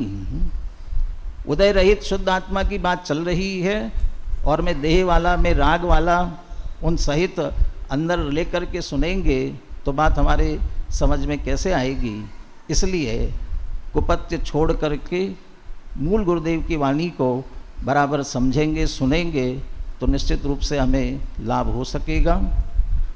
किसी और की पंक्तियाँ इस प्रसंग में प्रासंगिक है, इसलिए मैं सुनाता हूँ, जो गुरुदेव पर भी घटित होती है और साथ में हमें क्या करना चाहिए इस संदर्भ में भी घटित होती है। गुरुदेव ने जो परिवर्तन किया उस बात पर भी घटित होती है, और अब गुरुदेव का तत्वज्ञान हमको मिला है तो हमें क्या करना चाहिए इस बात पर भी घटित होती है। वक्त गुजर जाने के पहले आओ खुद को संवारते हैं, आज अपना चेहरा आईने में जरा गौर से निहारते हैं। गुरुदेव ने भी वक्त गुजर जाने के पहले, ऐसा नहीं कि जीवन का अंत आएगा जब कोई कुछ कहने वाला नहीं होगा तब परिवर्तन करेंगे, ऐसा सोच करके इंतजार नहीं किया था। वक्त गुजर जाने के पहले आओ खुद को संवारते हैं, आज अपना चेहरा आईने में जरा गौर से निहारते हैं। दुनिया की धुनों पर अब नाचना छोड़कर मन की ताल से ताल मिलाते हैं। दुनिया की धुनों पर नाचना छोड़कर मन की ताल से ताल मिलाते हैं। दिमाग की सारी उलझनों को भुलाकर दिल की आवाज़ पे गौर फरमाते हैं। अब तक साथ रही कमजोरियों को नज़रअंदाज कर, अब तक साथ रही कमजोरियों को नज़रअंदाज कर, कोने में कहीं बैठे हुनर को पहचानते हैं। हिलोरे मारती ख्वाहिशों को डूबने से बचाते हैं, हिलोरे मारते ख्वाहिशों को डूबने से बचाते हैं, कोशिशों के समंदर में अपनी कश्ती को उतारते हैं। दुनिया की इस भीड़ में चलो खुद को तलाशते हैं, आज अपना चेहरा आईने में जरा गौर से निहारते हैं, वक्त गुजर जाने के पहले आओ खुद को संवारते हैं, आज अपना चेहरा आईने में जरा गौर से निहारते हैं। गुरुदेव ने तो वक्त से पहले खुद को संवार लिया, हम भी वक्त के पहले अपने आप को संवारे तो ही निश्चित रूप से गुरुदेव के प्रति हमारी सच्ची श्रद्धांजलि होगी। गुरुदेव का उपकार स्मरण खुद को संवारने में ही है। हम सभी खुद को संवारे इसी मंगल भावना के साथ। जय जिनेंद्र। हेलो, अभी हम सभी ने आदरणीय भाई साहब के माध्यम से पूज्य गुरुदेव श्री के बारे में समय शब्द के विभिन्न अर्थ आदरणीय भाई साहब ने करते हुए बताया कि पूज्य गुरुदेव श्री समयनिष्ठ किस प्रकार थे, और साथ ही यह भी बताया कि हमें भी अगर समयनिष्ठ बनना है तो किस प्रकार के मार्ग पर हमें चलना है। इस प्रकार की बात आदरणीय भाई साहब ने कही। बहुत बहुत धन्यवाद। यद्यपि वक्ताओं का क्रम तो यहीं पूर्ण होता है, फिर भी हमारे शास्त्रीय विद्वान यहाँ विराजमान हैं, उनकी भी भावना है पूज्य गुरुदेव श्री के प्रति अपने विचार संक्षेप में व्यक्त करें। मैं इसी क्रम में आदरणीय संजय जी भाई साहब दौसा वालों से निवेदन करता हूँ, वे आएँ और अपने विचार व्यक्त करें। आदरणीय भाई साहब।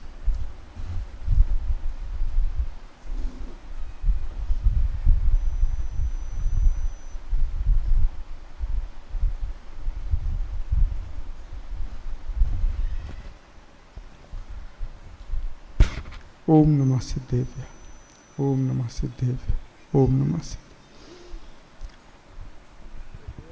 पूज्य गुरुदेव श्री के उपकार दिवस के अवसर पर सम्मानित मंच संजीव जी, शांति जी भाई साहब, परमात्मा जी, अरुण जी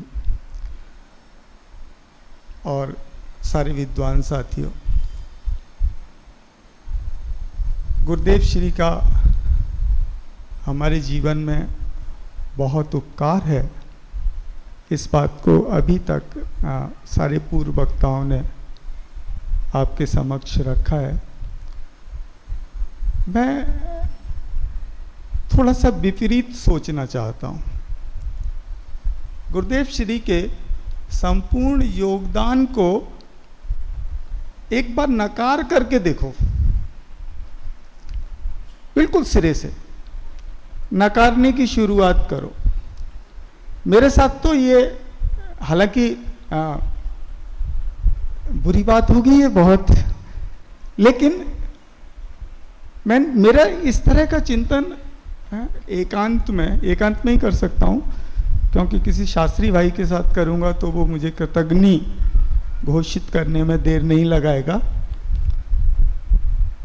मेरे साथ तो बिल्कुल शुरू में हो गया था, जब 5 बजे सुबह सुबह उठा करके हॉल में भेजा जाता था। अब मुझे टाइम टेबल नहीं पता, और फिर सोचना शुरू किया इस दिशा में कि भाई हम क्यों सोचें, हम क्यों गुरुदेव के प्रति इतने नतमस्तक हों। गुरुदेव श्री ने ऐसा क्या दिया, ऐसी कोई नई बात दी? अगर वो नई बात देते तो अप्रामाणिक हो जाते हैं, अप्रामाणिक हो जाते। अगर वो कोई भी नई बात, एक भी नई बात कहते तो वो अप्रामाणिक हो जाते। संजीव जी ने एक बात कही परंपरा के संदर्भ में, ये बात मैंने गुजरात के एक नगर में कही थी और मुझे लेने के देने पड़ गए। गुरुदेव श्री को परंपरा में रख करके आप देखें, आप पाएंगे कि कुछ भी नया नहीं है। फिर नया लग क्यों रहा है? अंतराल। टोडरमल जी और गुरुदेव श्री के बीच में लगभग 170 वर्ष का अंतराल, बड़ा अंतराल है, बहुत बड़ा अंतराल है। और टोडरमल जी की परंपरा की भी हम बात करें तो जयचंद छावड़ा, मन्नालाल सांगा का पार्षदास निगोत्या, ऋषभदास निगोत्या, है ना, यहाँ तक भी हम ले लें, सदासुखदास जी तक नहीं भी जा रहा मैं, तब भी 100 वर्ष का अंतराल है। 100 वर्ष के अंतराल में अध्यात्म का पूरी तरह से गायब हो जाना, पूरी परंपरा का, और गुरुदेव श्री का युग प्रवर्तक की तरह प्रकट होना, इससे ज्यादा कुछ नहीं है। नकारो। राजमल जी को जब समय सार मिला था तब लगभग 500 वर्ष की अध्यात्म की परंपरा विच्छिन्न थी। उन्हें कैसा अनुभव हुआ होगा जब समय सार मिला होगा। गुरुदेव श्री के बीच में 100 वर्ष की परंपरा विच्छिन्न है। दूसरी बात, हमने तो गुरुदेव श्री को देखा नहीं। गुरुदेव श्री ने जो कुछ भी बोला है वो कैसेट्स में सुना है। हमने तो दादा को सुना है। गुरुदेव श्री ने एक पंक्ति लिखी नहीं। आप लोगों ने पढ़ी है क्या गुरुदेव श्री की कोई पंक्तियां, कोई पुस्तक? एक पंक्ति लिखी नहीं। फिर हम गुरुदेव श्री के योगदान को क्यों स्वीकार करें? ऐसा विपरीत चिंतन बहुत समय तक चला। अपनी जगह पर आकर के जब हम खड़े होते हैं तब हमें ये समझ में आता है कि गुरुदेव श्री अगर नहीं होते तो हम नहीं होते। मैं सबकी बात नहीं कर रहा। इस परिसर में आने के बाद जिस तरह से दृष्टिकोण में बदलाव हुआ, चीजों को देखने का नजरिया बदला, और उस नजरिए ने इस हद तक पहुंचा दिया कि अगर आदिनाथ पूजन पर भी प्रवचन कराओ तो उसमें से भी हम तत्व निकाल करके बात कर लेंगे। केवल नवकिरणों पर तो सब निकाल लेंगे, शिव मंदिर पूजन पर तो सब निकाल लेंगे। तो वो दृष्टिकोण जहां से विकसित हुआ और जिस स्थिति में हमने अपने आप को आज खड़ा पाया, तो वो सारी की सारी चीजें जिन्हें हम नकारने की सोचते हैं वो सारी स्वीकृति में बदल जाती हैं। एक बार अस्वीकार करेंगे तो स्वीकार समझ में आएगा कि हमारी स्थिति क्या है। गुरुदेव श्री का जो दृष्टिकोण है, जिसे दधीमत घट छाण लियो डार दही छोई, है, दही में से घी निकाल लिया और छाछ को फेंक दिया। उस स्थिति में गुरुदेव श्री ने हमें ला करके खड़ा किया है। ये एक बड़ी बात है। जहां तक प्रचार की बात है कि गुरुदेव श्री ने प्रचार किया, मैं इस बात से सहमत नहीं हूं। गुरुदेव श्री का प्रखर पुण्य का प्रताप था, प्रखर अद्भुत। जहां पहुंच जाते थे, जहां वाणी उनकी खिलती थी, सहज ही प्रचार हो जाता था। किया नहीं है उन्होंने, करने के मानस वाले वो व्यक्ति भी नहीं थे कि प्रचार किया जाए। सहज हुआ, सहज सहज सहज। हम ये सोचते थे कि हमें तो दादा ने दिया, बाद में समझ में आया कि दादा ने तो क्रमबद्ध पर्याय की भूमिका में ही लिख दिया था कि हमें कुछ पता नहीं था, शास्त्रीय ज्ञान पूरा का पूरा था लेकिन तत्व के संदर्भ में कुछ भी पता नहीं था। हमें तो जब गुरुदेव श्री का सानिध्य मिला तब तत्व का बोध हुआ। तो इसका मतलब हमारे पास जो आया वो सारा का सारा गुरुदेव श्री के माध्यम से आया, और इसलिए हम गुरुदेव श्री के प्रति इतने भावाभिभूत, इतने भाव विभोर, इतने नतमस्तक होते हैं। भाई साहब बहुत अच्छी बात कही शांति जी भाई साहब ने कि हमारे जीवन में भी वो चीज़ कहीं न कहीं घटित होनी चाहिए एक तत्व अभ्यास का शब्द का प्रयोग टोडरमल जी ने किया, उसको दौलत राम जी ने भी प्रयोग किया, बाद में ताते जिनबर कथित प्रयोग किया। तत्व अभ्यास मल्टी लेवल्ड है, बहुत सारे लेवल हैं। हर व्यक्ति अपने लेवल के हिसाब से उसकी व्याख्याएं प्रस्तुत करता है और उसकी व्याख्याएं अलग अलग नहीं है। हम अपने लेवल को तय करके उस तत्व अभ्यास को जैसे जैसे तत्वाभ्यास, तत्व ज्ञान अभ्यास आप कह लीजिए या ज्ञानाभ्यास करें मनमाही कह लीजिए, जो भी कहना है, लेकिन अपने लेवल के हिसाब से निरंतर उत्तरोत्तर बढ़ते हुए अगर हम उसको निरंतरता में बनाए रखें तो निश्चित रूप से गुरुदेव श्री के प्रति जो हमारे मन में उपकार का भाव है वो भाव सचमुच सत्य होता प्रतीत होगा हमें। अन्यथा केवल वाक्जाल शाब्दिक सारा कुछ होगा। गुरुदेव का दिया हुआ हमारे जीवन में, पूरे समाज में बहुत है और वो जितना है उससे कई गुना बढ़ता रहेगा, ये भी हम जानते हैं।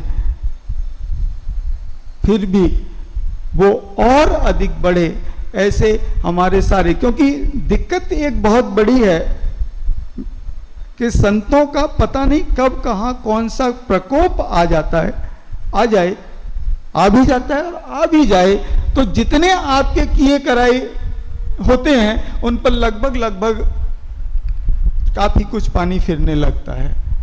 तो ये प्रयास जितना बड़ा होता जाएगा उतना ही हम गुरुदेव के प्रति और अधिक अपने आप को नतमस्तक पाएंगे। गुरुदेव का दिया तत्व ज्ञान हमारे जीवन में सदैव वर्ते, इसी मंगल भावना से मैं वाणी को विराम देता हूँ।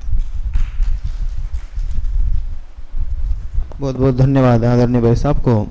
और आगे इसी क्रम में मैं सोनगढ़ विद्यालय के प्राचार्य आदरणीय सोनू जी शास्त्री से निवेदन करता हूँ गुरुदेव श्री के प्रति अपने विचार व्यक्त करें। सोनू जी शास्त्री।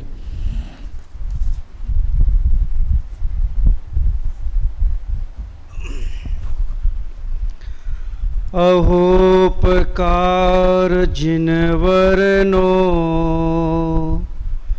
कुंदनो ध्वनि दिव्यनो, जिन कुंद ध्वनि आप्या अहो ते गुरु कहाननो।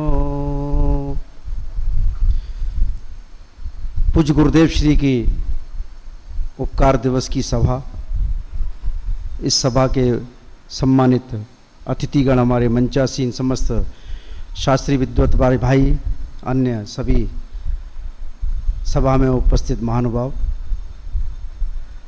इस सभागार में गुरुदेव श्री के बारे में कुछ कहना, बड़े बड़े विद्वान बैठे हैं, उन्हें सभी ने अपने विचार व्यक्त किए हैं। गुरुदेव श्री के जीवन की चार मुख्य बातें रही हैं: सत्य की खोज, सत्य की प्राप्ति, सत्य का अनुभव और सत्य का प्रचार। इन चार मूल बातों पर जीवन गुरुदेव श्री का आधारित रहा है। बहुत सारी बातें गुरुदेव श्री के जीवन में, मुझे तो सोनगढ़ में वहाँ रहता हूँ और आश्चर्य होता है, वहाँ के किसी प्रकार का कोई कटाक्ष नहीं है, क्योंकि अभी ये सब ऑनलाइन जाने वाला है। 50 साल गुरुदेव श्री को सुनते सुनते हो गए हैं। जो भी यहाँ संजीव जी भाई साहब ने बहुत मार्मिक बात कही है कि गुरुदेव श्री ने जो तत्व दिया हमको, उस तत्व के प्रति हम कितने आकर्षित हैं, उस तत्व के प्रति हम कितने अपने लिए समर्पित हैं, ये बात हमारे लिए बहुत ही आदरणीय होनी चाहिए। क्योंकि इतने वर्षों से लोग वहाँ रह रहे हैं और गुरुदेव की वाणी को सुन रहे हैं। तीनों समय गुरुदेव का मात्र प्रवचन वहाँ होता है और मात्र एक पक्ष का आग्रह जरूर हुआ है, हो रहा है। हम उससे हटकर एक मात्र भगवान आत्मा की बात अपने हृदय में सजोएं, उसी भगवान आत्मा को हृदय में स्थापित करें और उसी भगवान आत्मा का अनुभव करें। यह बात वास्तव में गुरुदेव श्री ने जो कही है वो हम अपने जीवन में धारण करें, तभी गुरुदेव को मानना है। और सभी वक्ताओं ने अभी सबने कहा ये बातें उनकी महिमावंत के लिए है। गुरुदेव ना होते तो क्या होता, मैं ये नहीं मानता। क्यों नहीं होते, है ना, ये उनकी महिमा के लिए ऐसा कहा गया कि गुरुदेव नहीं होते ये सब नहीं होता। ये बात ठीक है, लेकिन आज वो है ना, हुए ना, तो जो हुए हैं, जो उन्होंने तत्व उद्घाटित किया है, उस तत्व को हम समझें और अपने इस तत्व को समझकर मोक्ष मार्ग में हम अपने को प्रशस्त करें, तभी वास्तव में हमारा गुरुदेव श्री को मानना सार्थक होगा। मैं इस मंच से, आदरणीय हमारे गुरुवर डॉक्टर पाटिल जी साहब बैठे हैं, मैं उनसे निवेदन करता हूं, श्री कुंद कुंद कहान पारमार्थिक ट्रस्ट मुंबई द्वारा एक कहान क्रमबद्ध कथा के नाम से एक एनिमेशन मूवी बनी है। यहां विद्यार्थियों को वो एनिमेशन मूवी जरूर दिखाएं। गुरुदेव का पूरा जीवन परिचय उसमें उद्घाटित है, चाहे वो श्वेतांबर परंपरा का, चाहे वो दिगंबर परंपरा में कैसे आए, क्या हुआ, वो सब बहुत सारी। हाँ, हमारे यहाँ भी जून के सेशन में हमारा विद्यालय जब प्रारंभ होता है तो पूरा जून का सेशन शाम को हम यही वहाँ विद्यार्थियों को दिखाते हैं। हमारे जीवन में गुरुदेव का जीवन कैसा था ये तो कम से कम आना चाहिए। और वहाँ आदरणीय छोटे दादा भी इस बात को कहते हैं, तो दादा भी आए थे, पहले भी दादाश्री के साथ हम वहाँ गए थे, तो एक बहुत सुंदर बात दादाजी ने कही कि उनका जो उद्घाटित तत्व है वो तो हमारे लिए आदरणीय है ही, लेकिन उनका जो बाह्य जीवन है वो इतना गजब का है कि वो भी हमको प्रभावित किए बिना नहीं रहता। हम सभी गुरुदेव श्री द्वारा उद्घाटित उस तत्व को समझें, आत्मसात करें और अपने जीवन में आत्मा की, भगवान आत्मा की रुचि और प्रतीति करें, तो निश्चित रूप से हमारा जीवन पल्लवित हुए बिना नहीं रहेगा और तभी हमारा गुरुदेव को मानना, मनाना ये सार्थक होगा। अभी जैसे भाई साहब संजीव जी ने एक बात कही, मैं भी एक सभा में गया था, करीब 12-13 साल पहले की बात है, खतौली में जब मैं रहता था, वहाँ पर भी एक बात बहुत बड़े स्तर से ये बात कही थी, बहुत बड़ी सभा थी और अनेक बड़े बड़े विद्वान लोग वहाँ बैठे थे। अन्य विद्वानों के माध्यम से ये बात कही गई कि वर्तमान में भगवान आत्मा शब्द का यदि उद्घाटन हुआ है तो वो गुरुदेव श्री के द्वारा ही हुआ है। ऐसे भगवान आत्मा हम हैं और ऐसी भगवान आत्मा की बात आज सौभाग्य से इस महाविद्यालय के माध्यम से हम सभी के सुनने में आई है और हम उसका अनुभव करें, गुरुदेव की वाणी का लाभ लें, गुरुदेव द्वारा उद्घाटित तत्व को उनके प्रवचन के माध्यम से सुने। एक वीतराग वाणी के नाम से ऐप्स है, उस ऐप को डाउनलोड करें और गुरुदेव का जो तत्व ज्ञान उनके मुखारविंद से उनके प्रवचन में आया हुआ हो, उनके प्रवचन को सुने, तो निश्चित रूप से हमारा आत्मकल्याण होगा। मुझे अवसर दिया, मैं इसके लिए सभी का बहुत बहुत आभार व्यक्त करता हूँ। धन्यवाद। जय जिनेन्द्र। बहुत बहुत धन्यवाद आदरणीय सोनू जी भाई साहब को, जिन्होंने पूज्य गुरुदेव श्री के प्रति अपने विचार व्यक्त किए और इसी क्रम में पूज्य गुरुदेव श्री के प्रति अपनी भावना को एक कविता का रूप दिया है रूपेंद्र जी शास्त्री ने। मैं उनसे निवेदन करता हूँ वो कविता का वाचन करें। रूपेंद्र जी शास्त्री।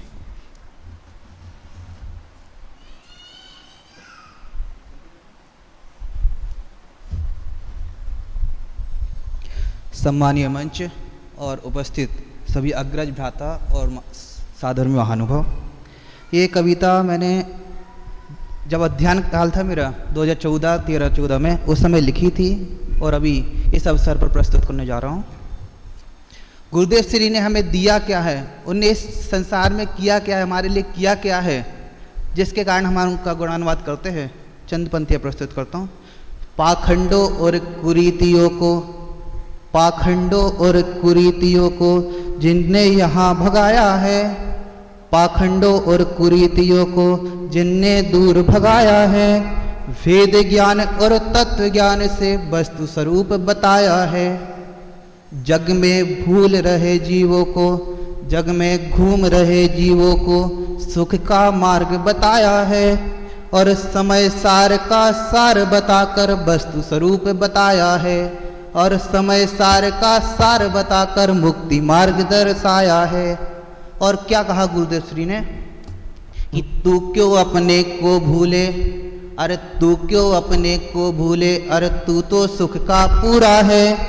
पर की देखभाल में क्यों अपनी स्वतंत्रता भूला है। और क्रमबद्ध है, क्रम नियमित है, क्रमबद्ध है, क्रम नियमित है जग की सभी व्यवस्थाएं, उनमें करने के खातिर तो क्यों अपना मन भटकाए। कैसे थे गुरुदेव श्री?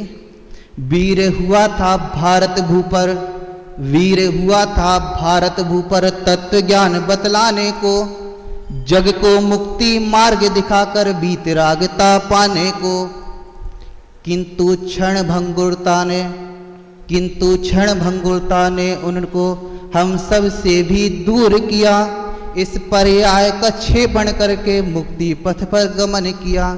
और जब गुरुदेव श्री हमारे समक्ष नहीं है तो हमारा क्या कर्तव्य बनता है? हम सबको उस तत्व ज्ञान को जन जन तक पहुंचाना है और महावीर की धर्म ध्वजा का बीड़ा हमें उठाना है, महावीर की धर्म ध्वजा का बीड़ा हमें उठाना है। धन्यवाद। जय जिनेन्द्र। बहुत बहुत धन्यवाद रूपेंद्र शास्त्री को, जिन्होंने स्वरचित कविता के माध्यम से पूज्य गुरुदेव श्री के प्रति अपने विचार उन्होंने व्यक्त किए।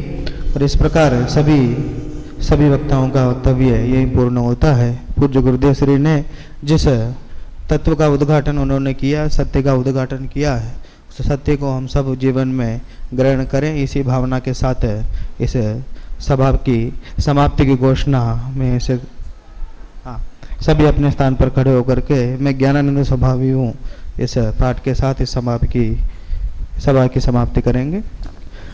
मैं ज्ञानानंद स्वभावी हूँ, मैं ज्ञानानंद स्वभावी हूँ।